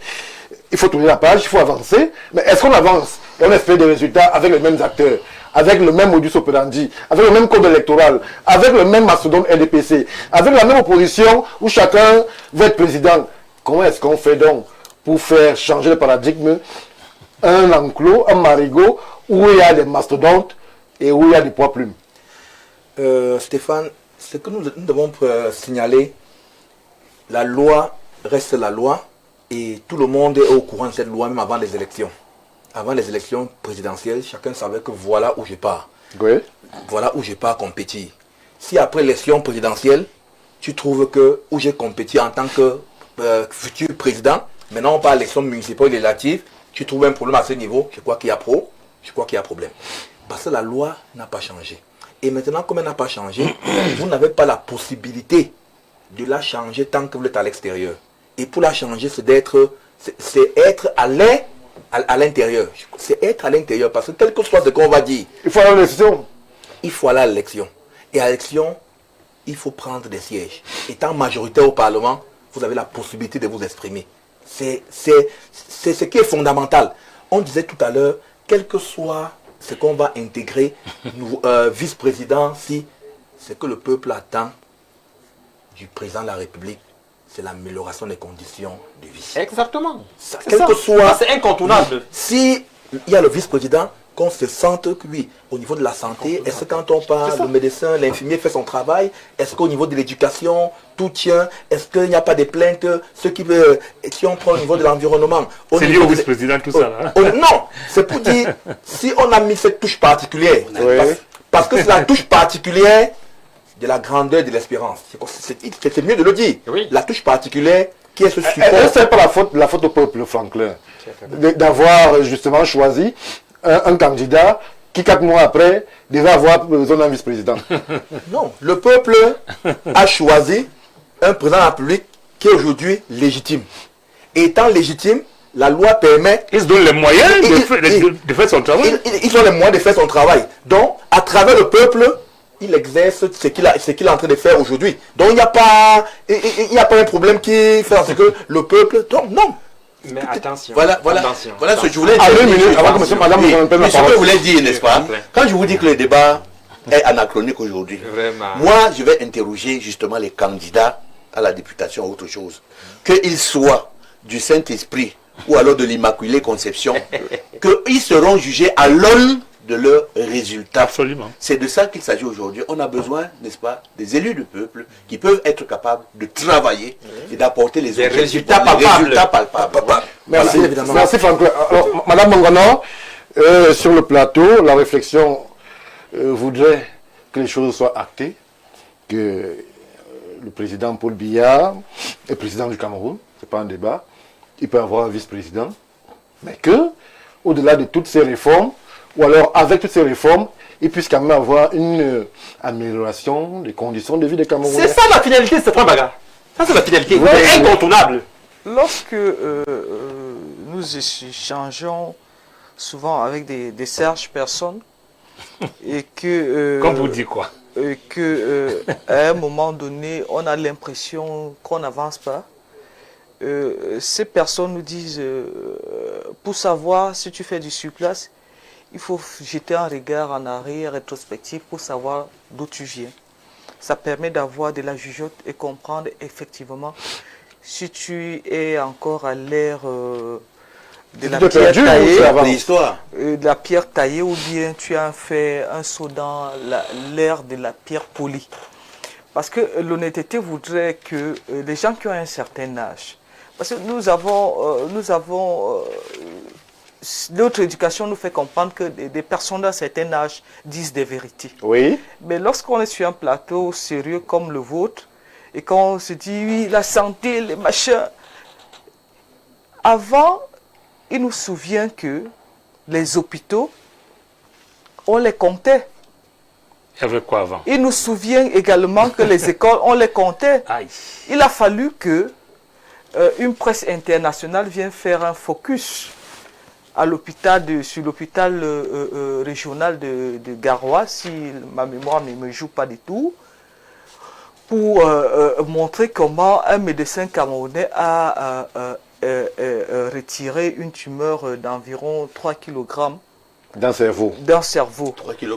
C'est pas possible. Et je vous en prie, ça m'a amusé parce que j'ai ma nièce qui est malheureusement de l'autre côté déjà. Elle a traversé la rivière depuis sensiblement 3 ans. Elle avait une tumeur à la tête. Toutes les opérations se sont faites ici. Et je vous assure qu'elle a eu les 3 kg et plus, monsieur le professeur Dr Badjek, à l'hôpital général, par un neurologue. Alors, un chirurgien, comme vous dites quoi? Tout est beau, Paul Biya. S'il vous plaît. Tout va bien? Si tout était beau, il n'y aurait pas de sans-abri aux États-Unis. J'en viens. Nous parlons des États-Unis. Lorsque les Camerounais aiment regarder de l'autre côté, j'aimerais également que nous copions, après 60 ans d'indépendance, après quelques années de démocratie, que nous copions également l'exemple de la vieille démocratie américaine, qui a compris qu'à un moment donné, il faut des gens pour décider de la direction qu'on doit donner à un pays, la vision d'une nation. Et cela repose entre les mains de ceux qu'on appelle les grands électeurs. C'est pour ces raisons que, bien qu'ayant été élu, ayant eu la majorité des voix populaires, Madame Hillary Clinton n'a pas pu remporter les élections aux États-Unis. Et je ne voudrais pas dire comme Poincaré, vérité au-delà en deçà des Pyrénées, erreur au-delà, pour dire que les réalités ne sont pas les mêmes.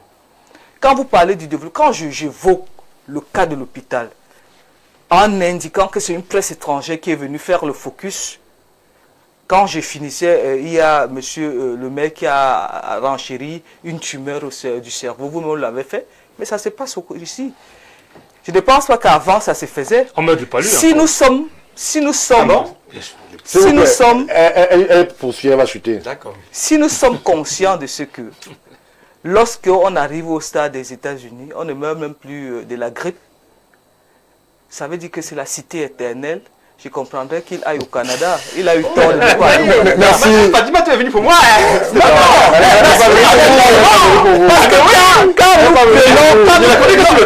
Merci. Lorsque je parle, monsieur Tudjem, c'est un honneur que je vous fais. Lorsque je parle de monsieur Nyek, il ne s'en offusque pas. Peut-être parce que vous savez que vous êtes venu pour une mission qui ne passe pas bien. Vous ne parvenez même plus à lire vos bords. Je suis en train de dire ceci. Je suis en train de dire ceci. Elle va chuter. Je l'évoquais pour dire quoi? On ne peut pas être là et dire que rien n'est fait. Le président lui-même reconnaît qu'il y a des choses à faire. Aussi longtemps qu'il y aura la vie, il y aura des choses à faire. Et chaque génération, chaque homme apportera sa pierre pour construire la nation camerounaise. Et demain, les autres viendront construire. Merci, même Madame si ce Barbara. sera dans le même parti, parce que l'alternance, dites-vous, elle ne se passe pas seulement entre les partis politiques, ça peut se passer au sein du même parti. Et lui viendra encore. Je crois que le jeune homme de 60 ans Merci. va trop vieillir. S'il vous plaît, Michel Gabriel. Oui. Soyez rassurés, Madame Ngono ne vient pas. Je ne vais pas pour vous. Non. Les Camerounais sont nombreux. Ils ont réagi par milliers à ce qui est dit d'accord. Après, je sur parle ce en- plateau. D'accord. Non, Merci, Stéphane. c'est pas après.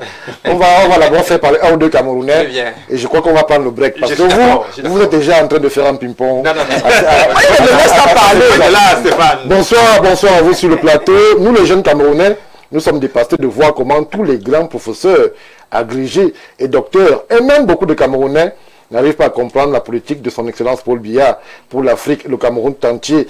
La politique de Paul Biya, c'est de libérer le Cameroun entre les mains de la France et des envahisseurs. Nous voulons être libres et c'est sa politique. D'où ce changement et ses multiples travaux. Mais chaque jour, les gens sont là à débattre. Oh là là. Descends, cherche. Bonsoir. La dame sur le plateau est très brève.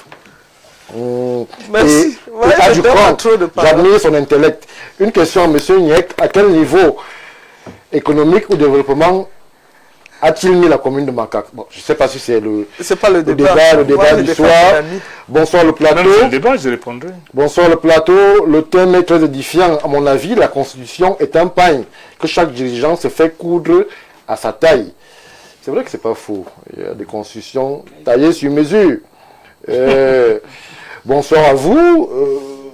J'ai l'impression qu'au Cameroun, la voix du peuple ne compte pas avec des députés illégitimes.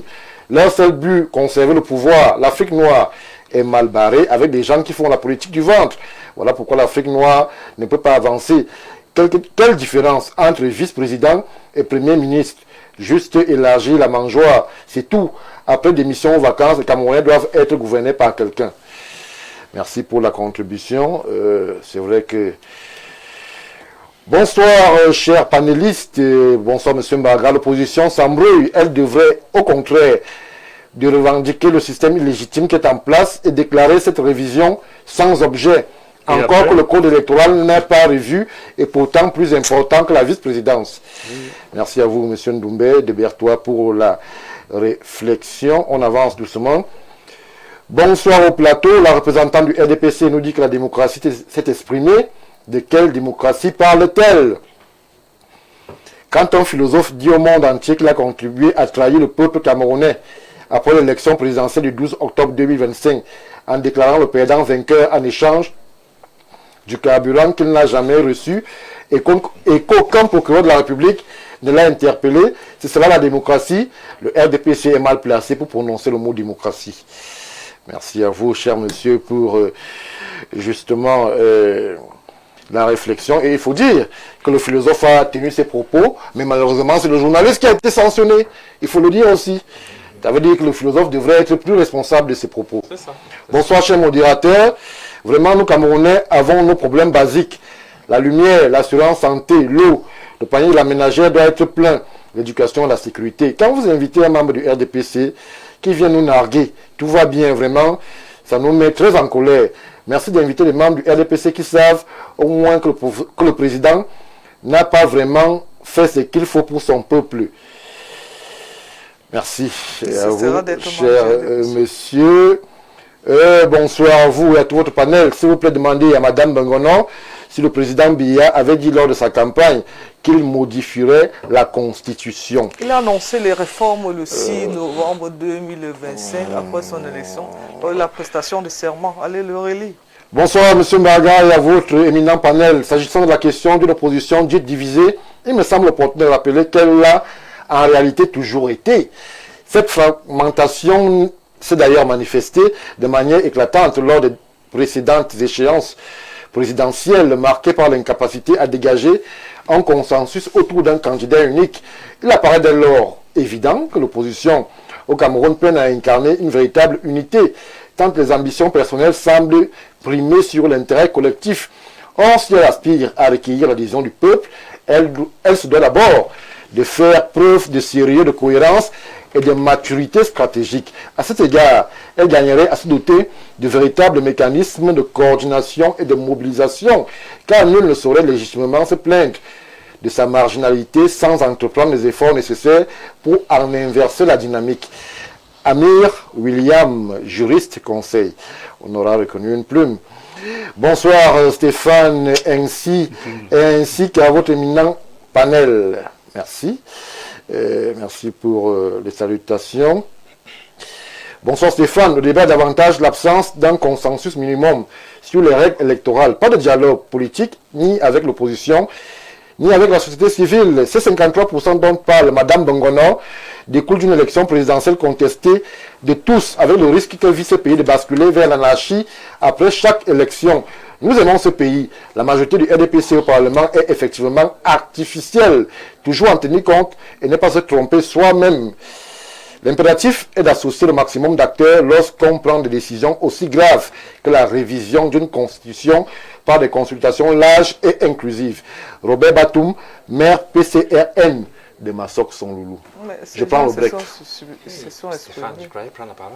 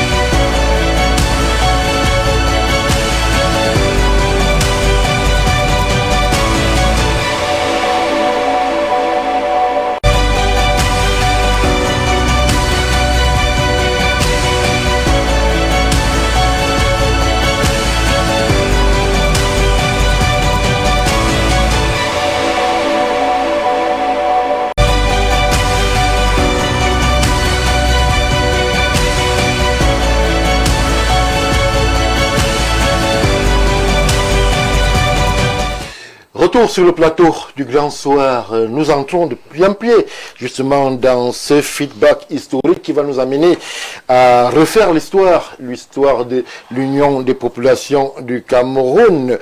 On va dire 1948-2026, ça fait exactement 78 ans que l'UPC est active, opérationnelle sur le terrain, comme les journalistes aiment à le dire. Mais ce soir, on va essayer de faire les forces en présence. Que reste-t-il justement des arguments, des idéaux des pères fondateurs? On va interroger les héritiers. Sont-ils ou alors auront-ils été à la hauteur justement des espoirs placés en eux par le peuple camerounais? Je commence par l'enseignant sur le plateau, Michel Gabriel Chougen.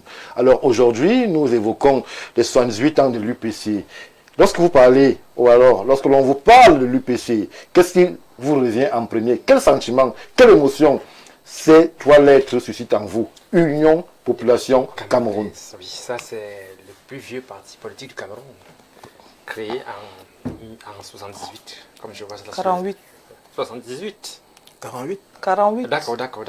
Bon, alors la question fondamentale, quels étaient les idéaux de l'UPC au départ? Voilà donc la question qui va nous... Quels étaient les idéaux? Il y avait, je crois, la justice sociale, il y avait, n'est-ce pas, la dignité du peuple, et surtout, il y avait l'indépendance totale du Cameroun.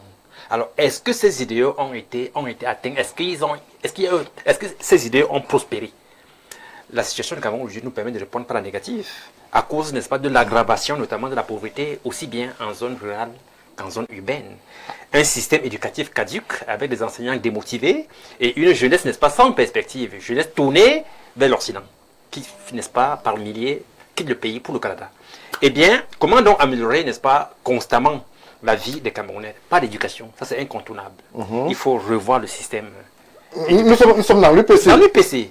Je parle, n'est-ce pas, des idéaux de l'UPC au départ. Oui, l'éducation avait une place de choix. Tout à fait. Voilà. Donc, il faut donc revoir ça. Est-ce que l'UPC que vous regardez aujourd'hui, dans son déploiement, dans son rapport avec justement les cercles de pouvoir, dans sa vie avec les Camerounais? Est-ce que vous ressentez, vous percevez cette UPC-là en capacité justement de remplir le cahier de charges que vous venez de nous présenter? Alors, bon, objectivement, il faut répondre par la négative. Je crois que monsieur le maire ici, le bachelor, est bien placé pour nous parler des... Vous, le citoyen? Oui, je ne peux pas connaître l'UPC que monsieur le maire qui a fait partie de ce parti politique. Donc, j'ai dit que les dissensions actuelles au sein de... D'ailleurs, même qu'il y a plusieurs... Il y a 2 ou 3 secrétaires généraux actuellement à l'UPC. Donc il y a un contentieux sur eux. Ce qui ne peut pas permettre, n'est-ce pas, la prospérité, ce qui ne peut pas favoriser, n'est-ce pas, la continuité de ce parti politique et concurrencer avec les autres. Il faut même regarder, il faut même voir, n'est-ce pas, lors des élections présidentielles qui sont déroulées dernièrement en octobre dernier. Oui. L'UPC, n'est-ce pas, était en perte de vitesse. Même depuis les élections présidentielles 2020, l'UPC était en perte de vitesse. À cause, n'est-ce pas, de cette dissension interne. À cause de... L'UPC est en train de perdre du terrain, hein, il faut le dire. Il faut le dire, l'UPC devient de plus en plus invisible sur le terrain. Je ne dis pas que l'UPC a disparu, non. À cause essentiellement des dissensions à l'intérieur de ce parti politique. Merci Michel Gabriel. Dr Badjek, l'UPC, l'âme immortelle du peuple camerounais. J'avoue que c'est une formule qui, moi, me parle. Elle réveille et provoque un sentiment en moi. Et peut-être du fait que mon grand-père, moi, était UPCiste. Et qu'on a vu carrément, justement, ce déploiement de l'UPC sur les axes programmatiques qui étaient alors les siens. On évoquait la souveraineté, on évoquait l'indépendance, on évoquait la lutte contre l'oppresseur, contre le colon. 78 ans plus tard, l'UPC, nous sommes en 2026. Je ne me prononce pas sur les déclarations de M. Chougem qui évoque plusieurs UPC, plusieurs secrétaires généraux.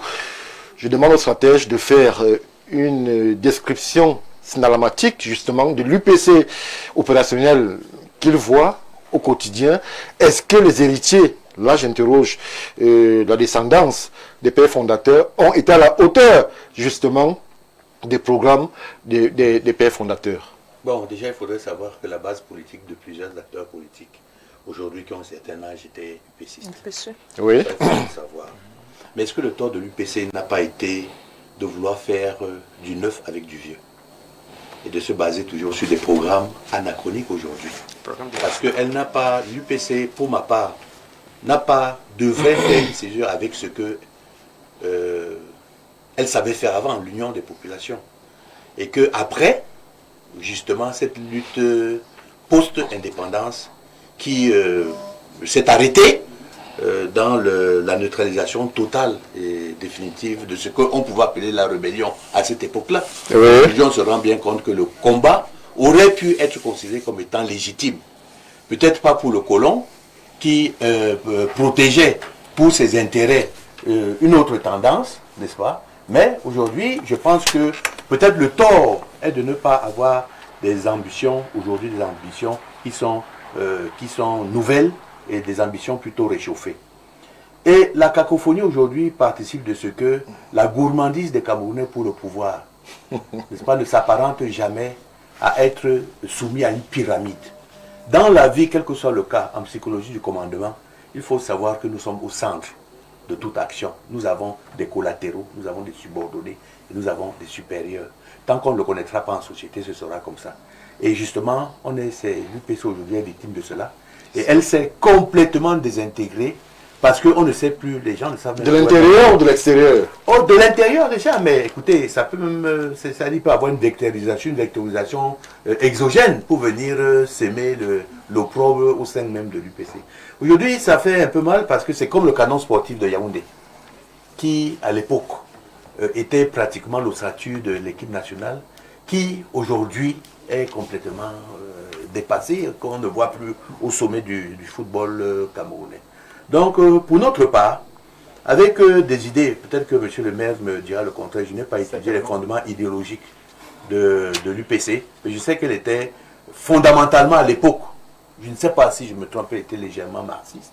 Mais aujourd'hui, est-ce que ce système s'apparente à la... Ce programme idéologique. Voilà. Et aujourd'hui, je pense aussi que les jeunes, avec des jeunes politiques que nous connaissons, peut-être qu'ils ont évolué, c'est peut-être là, au niveau du fondement idéologique, qu'il faut recréer du sens fondamental à l'UPC.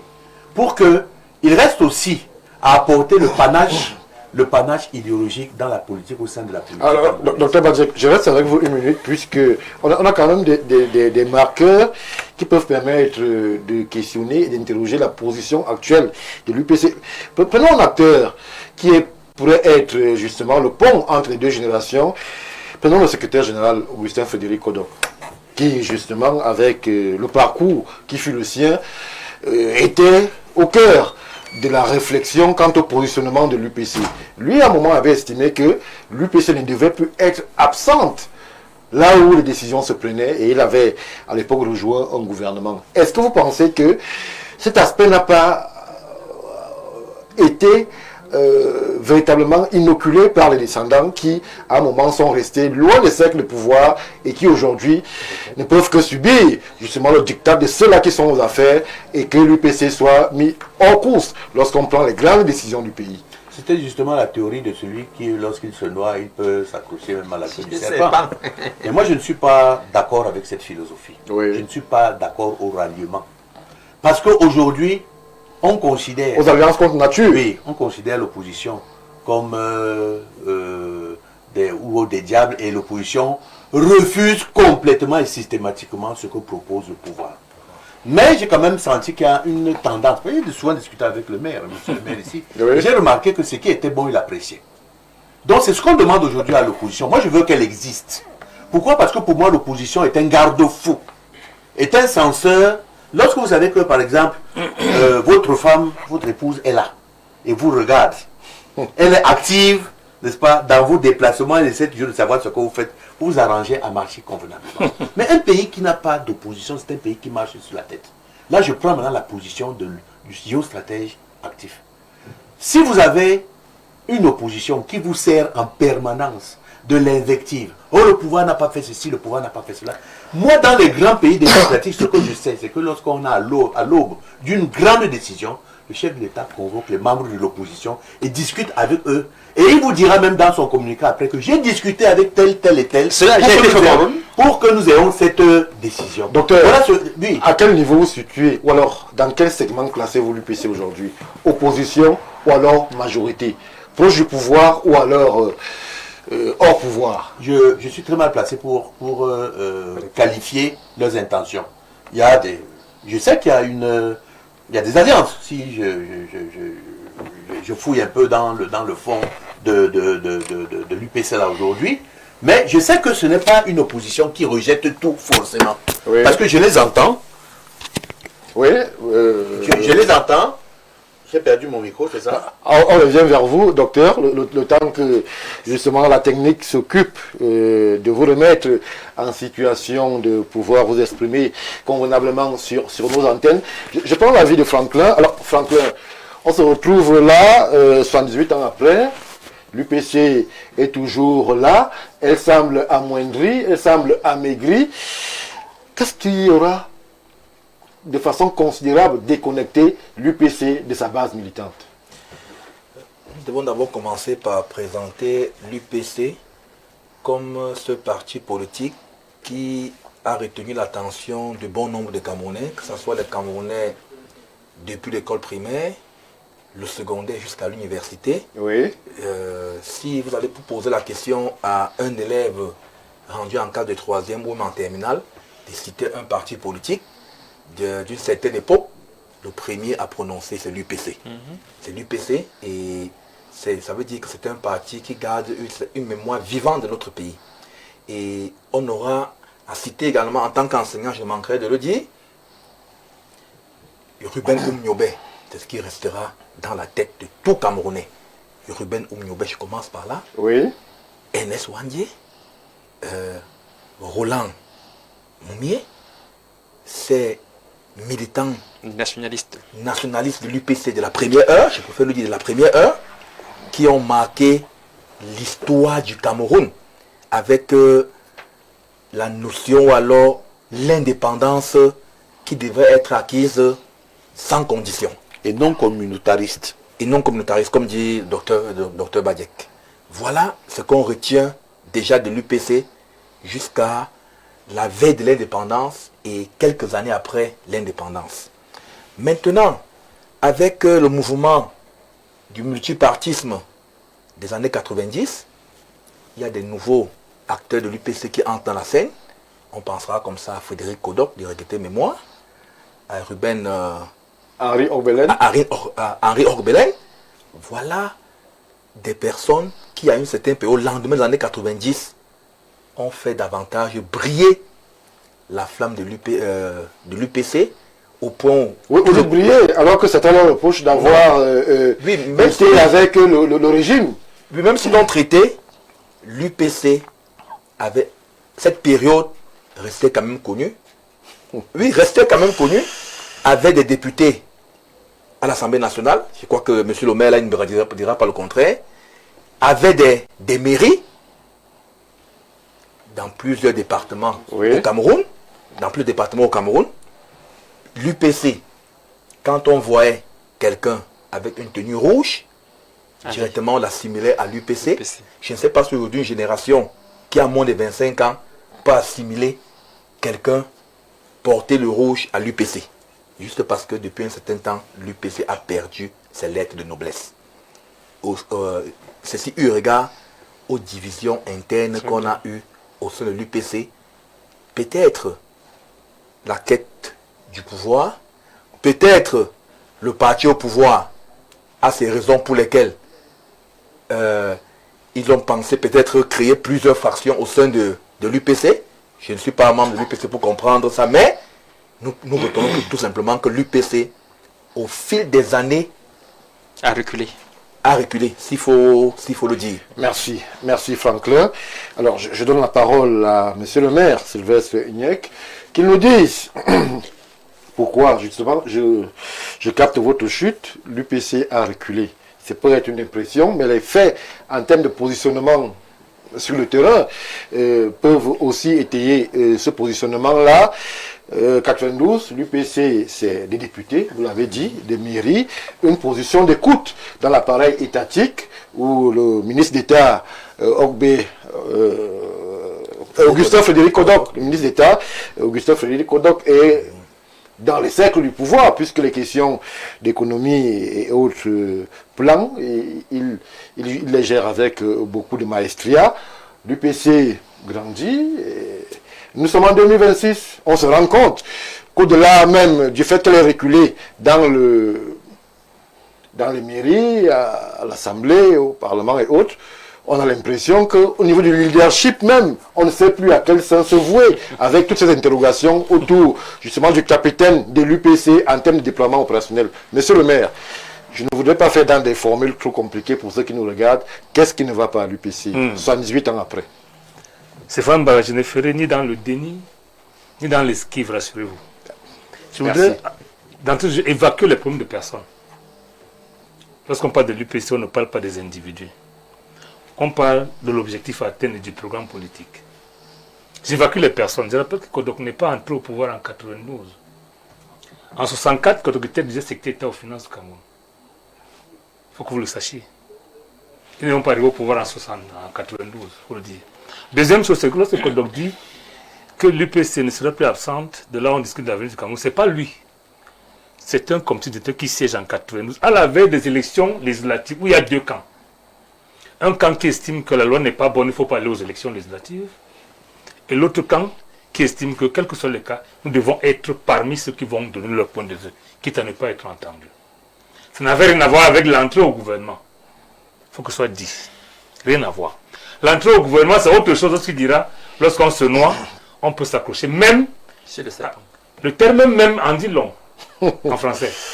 C'est-à-dire que c'est par défaut. Maintenant, lorsque j'ai évacué les personnes, je vous ramène à deux études. Allez-y. Pour savoir, parce que mon frère, le colonel, a dit tout à l'heure qu'il y a un problème idéologique, il y a, je voudrais le rassurer.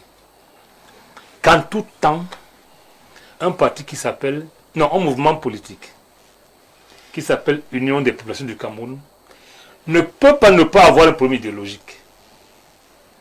Parce qu'en fait, c'est le rassemblement pour un objectif précis. Et quel était l'objectif de l'UPC? C'est dans l'article 1 des statuts.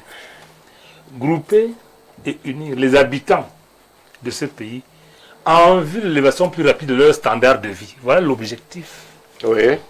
Si on vous pose la question, est-ce qu'on a réussi, parce que grouper veut dire unir et unifier, est-ce qu'on a réussi à l'unification de la réunification? Vous avez la réponse. Est-ce qu'on a réussi à faire des populations comme un peuple qui est à la conquête de sa souveraineté? Vous avez la réponse.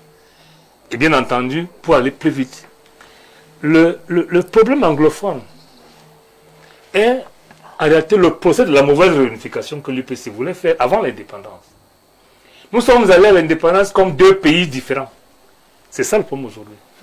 Est-ce que nous avons réussi à mettre les énergies en synergie pour qu'il y ait un mieux vivre? Vous avez la réponse également. Dans ces conditions, première conclusion, le combat UPC reste intact.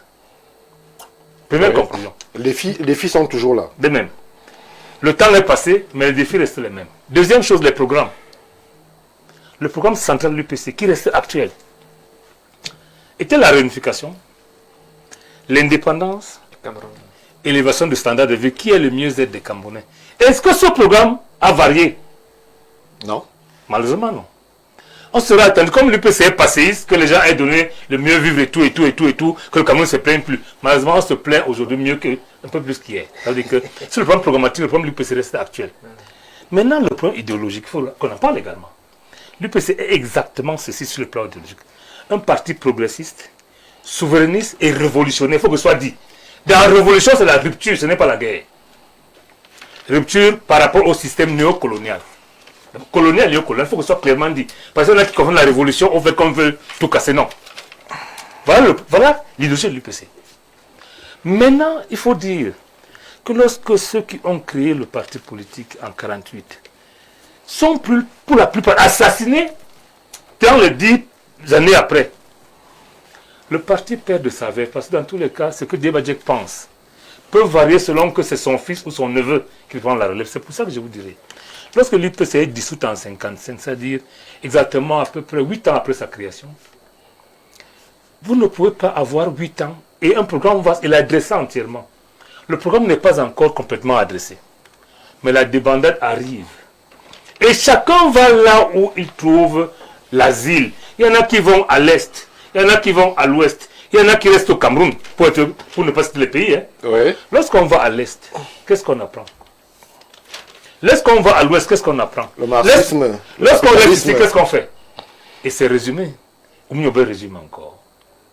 Il rentre des Nations Unies en 1952. On lui demande quels sont les rapports entre l'UPC et le Parti communiste français. Il répond, globalement, que l'UPC n'a rien à voir avec les idéologies. L'UPC n'a rien à voir avec le comportement des gens. L'UPC peut nouer les alliances avec tout le monde pour que c'est les choses du peuple commun qui soient devant. Ça veut dire quoi? Nous pouvons nous entendre avec tout le monde, pourvu que nous soyons dans le même programme et qui se résume au bien-être du peuple Cameroun. Très bien. Aussi simple que ça. Bien-être.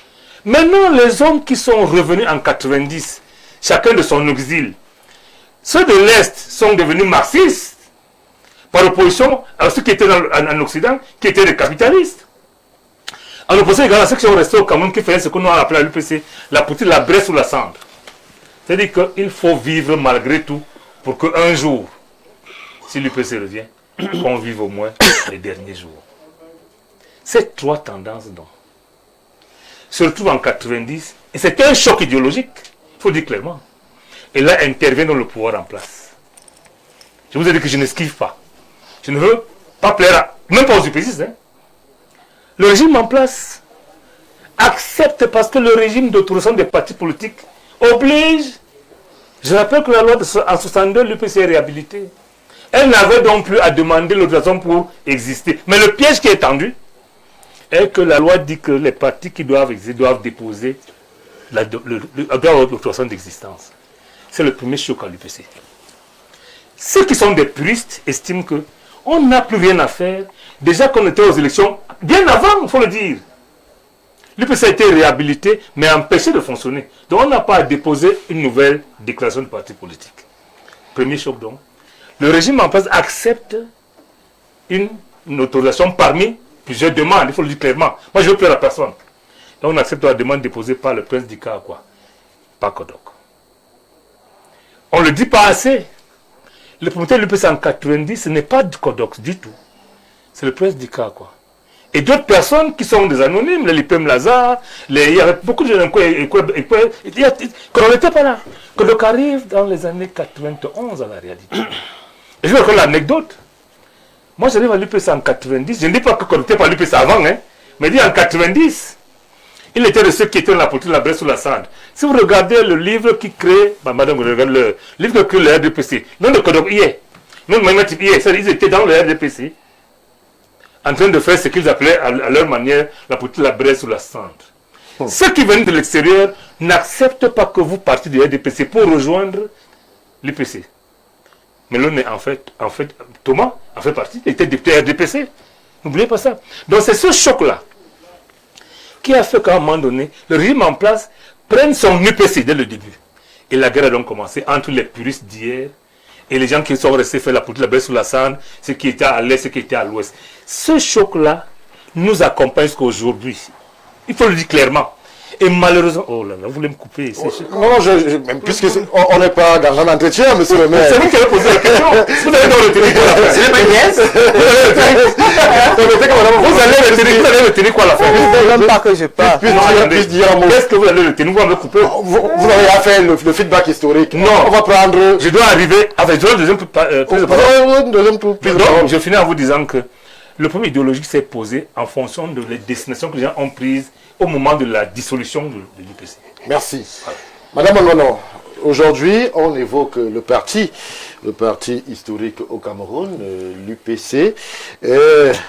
Vous, au niveau vous RDPC, vous avez vos acquaintances, puisqu'il y a une UPC qui est quasiment votre allié et qui s'en vante d'ailleurs. L'honorable Bapo, il le dit fièrement. J'ai même cru l'apercevoir lors de la fête du RDPC. Comment est-ce que vous vivez tout ce qui se passe lorsqu'on évoque les 78 ans de l'UPC? Vous, en tant que RDPC, qui est allié de l'UPC. Je voudrais déjà vous dire, monsieur Stéphane, oui. Que j'entends parler de l'UPC la première fois, j'étais très jeune. Alors là, très jeune. C'est ma maman qui nous racontait l'histoire de sa grand-mère à elle. Et je vous dis, maman, elle est née en 1946. Et je ne suis pas parmi ses premiers enfants. Et quand je vous dis, je suis très jeune, c'est l'histoire de 10 ans.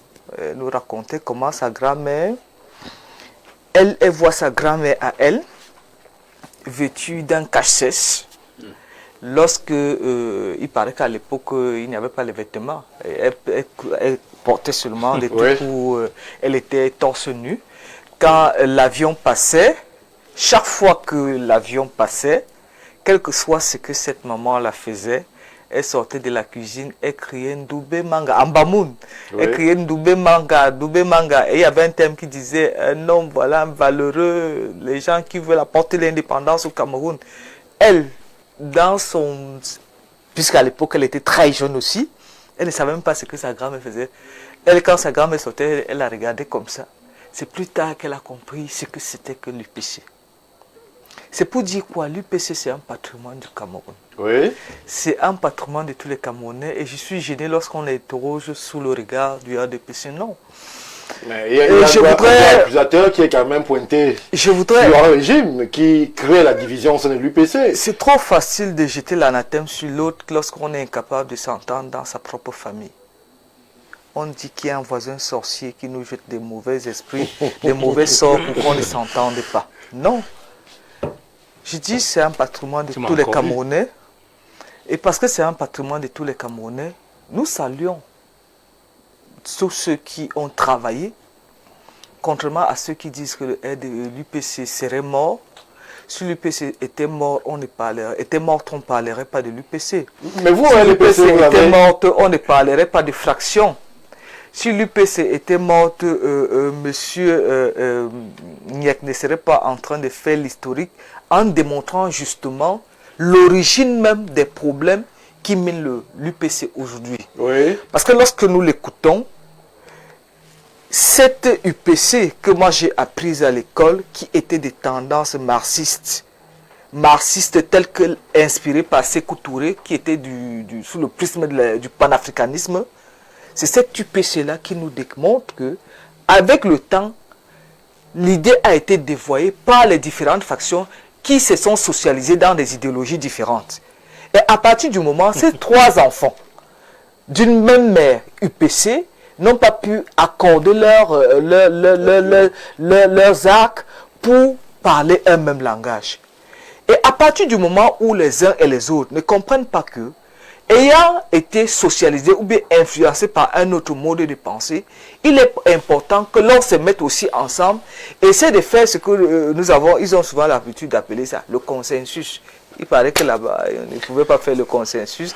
Pour faire le consensus et trouver une voie de renaissance pour pouvoir impulser l'UPC, qui bien qu'il n'est pas passéiste, puisque les idées se renouvellent, les problèmes bien que restant les mêmes dans le fond, il y a des comment dire, ils se déclinent d'une autre manière. Peut-être ils auraient pu sauver l'UPC. Maintenant, on dit que le RDPC a son UPC. Je ne sais pas de quoi nous avons l'UPC. Alliés. Nous sommes alliés à l'UPC. Et à ma connaissance, je ne sais pas s'il existe plusieurs UPC. Nous savons qu'il y a des gens qui se disputent le leadership au sein de l'UPC et qui serait présidé, il s'appelle ça le secrétariat, c'est pas la présidence, secrétaire général, qui serait sous la houlette, la hiérarchie, l'autorité de quelqu'un qui votre allié à vous, je dis il y a l'UPC. Moi je parle de l'UPC qui existe. Votre allié l'UPC. Je ne sais pas s'il y a plusieurs UPC. Mais si vous me faites savoir qu'il y a plusieurs UPC. C'est pas moi qui le dis. C'est ce que vous tendez. Vous avez tendance à me faire comprendre qu'il y a plusieurs UPC. Or, nous savons qu'il y a une l'UPC qui existe, dont le secrétaire général est M. Bapon, et qui est de la majorité présidentielle. Ce n'est pas une maladie honteuse.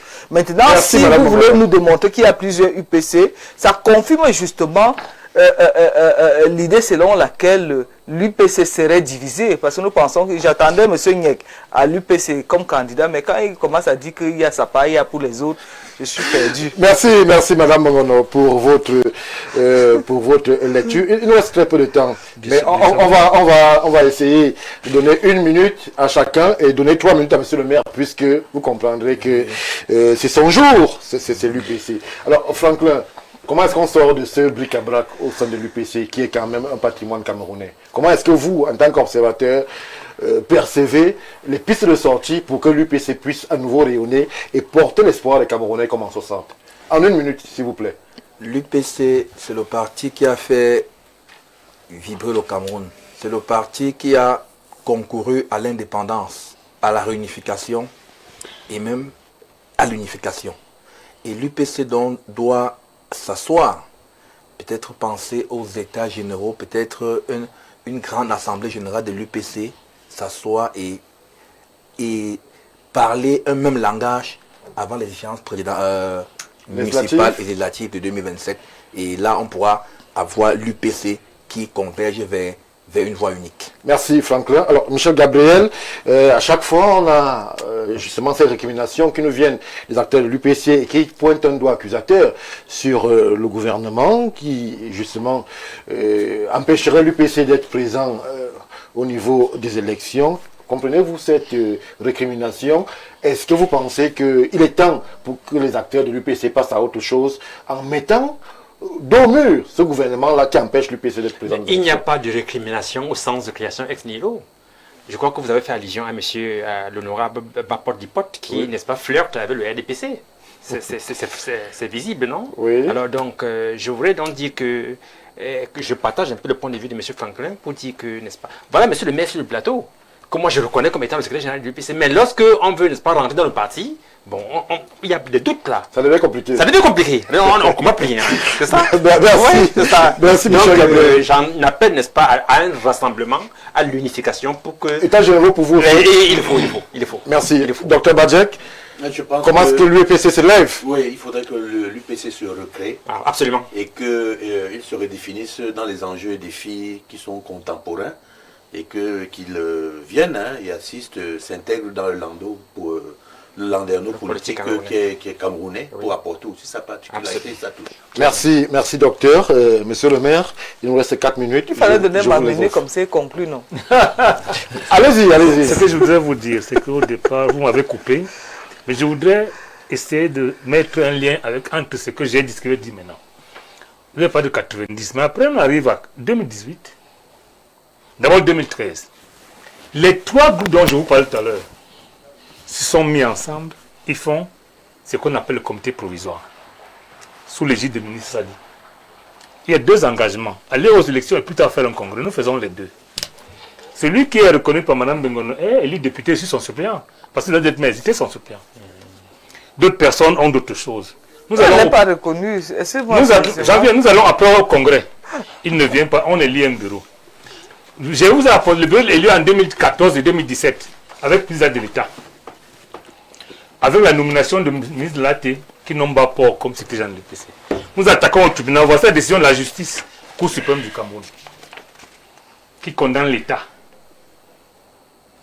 Maintenant, ce qui est vrai, parce qu'on a l'habitude de dire, Kana Nissé a été interpellé parce qu'il a dit que Paul Biya a perdu sans avoir qualité. Dieu comme encore en prison pour les mêmes faits. Est-ce que les décisions du Conseil constitutionnel ont des gens à qui ça ne s'impose pas? Dans cette décision des 4 et 5 août 2025, il est écrit bas pour l'hypothèse, non pas 4 pour le nom de l'UPC. Non, pas quoi? Qualité pour le nom de l'UPC. Voici la décision du Conseil constitutionnel. C'est le même Conseil constitutionnel qui a dit que Paul Biya est président de la République, non? C'est le même qui a dit que ces 2 personnalités n'ont pas qualité pour le nom de l'UPC. Voilà la décision. D'où devrait venir? C'est un peu comme si on fait 2 poids 2 mesures. Les gens sont en prison parce qu'ils ont osé prendre la place du Conseil constitutionnel. C'est donner les résultats alors qu'ils n'avaient pas qualité. Voici la décision du Conseil constitutionnel. Vous pouvez la lire, hein? C'est ici.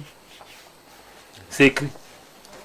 C'est écrit. Mais jusque-là, je continue donc. Allez-y. Jusque-là, l'administration camerounaise tient à ce que Bapor Lipot soit visible partout.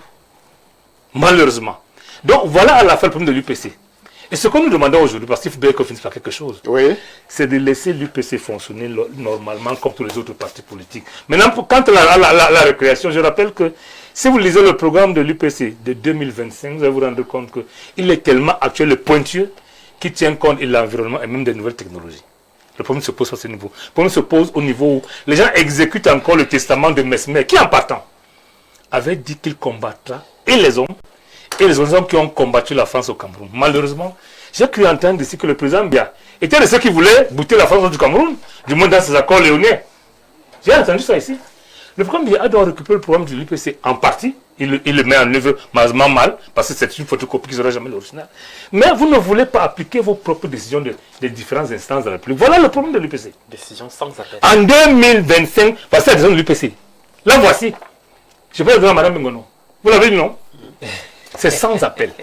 Mais malgré ça, elle vous a dit qu'ils ont le secrétaire général UPC qui s'appelle Bapor Lipot. Moi, je n'ai pas dit que nous avons. Il y a un secrétaire. Mais voilà la décision du Conseil constitutionnel. Non. Voici le Conseil constitutionnel qui a dit que Paul Biya est président de la République. Celui qui dit le contraire va en prison. Mais là, c'est le même conseil dit que on n'est pas le document là, ça va. Merci, monsieur le maire. Merci, madame Mongola. Maintenant, je finis par là. Je finis par là. La somme va le couper. Oui, pas nous coupe. Je finis par là. Même pas que je parle. Pendant que les gens ne peuvent pas ça, il n'y a pas un mélange entre les gens qui veulent combattre le système et ceux qui veulent faire avec le système. Il n'y a pas. Nous avons le dit.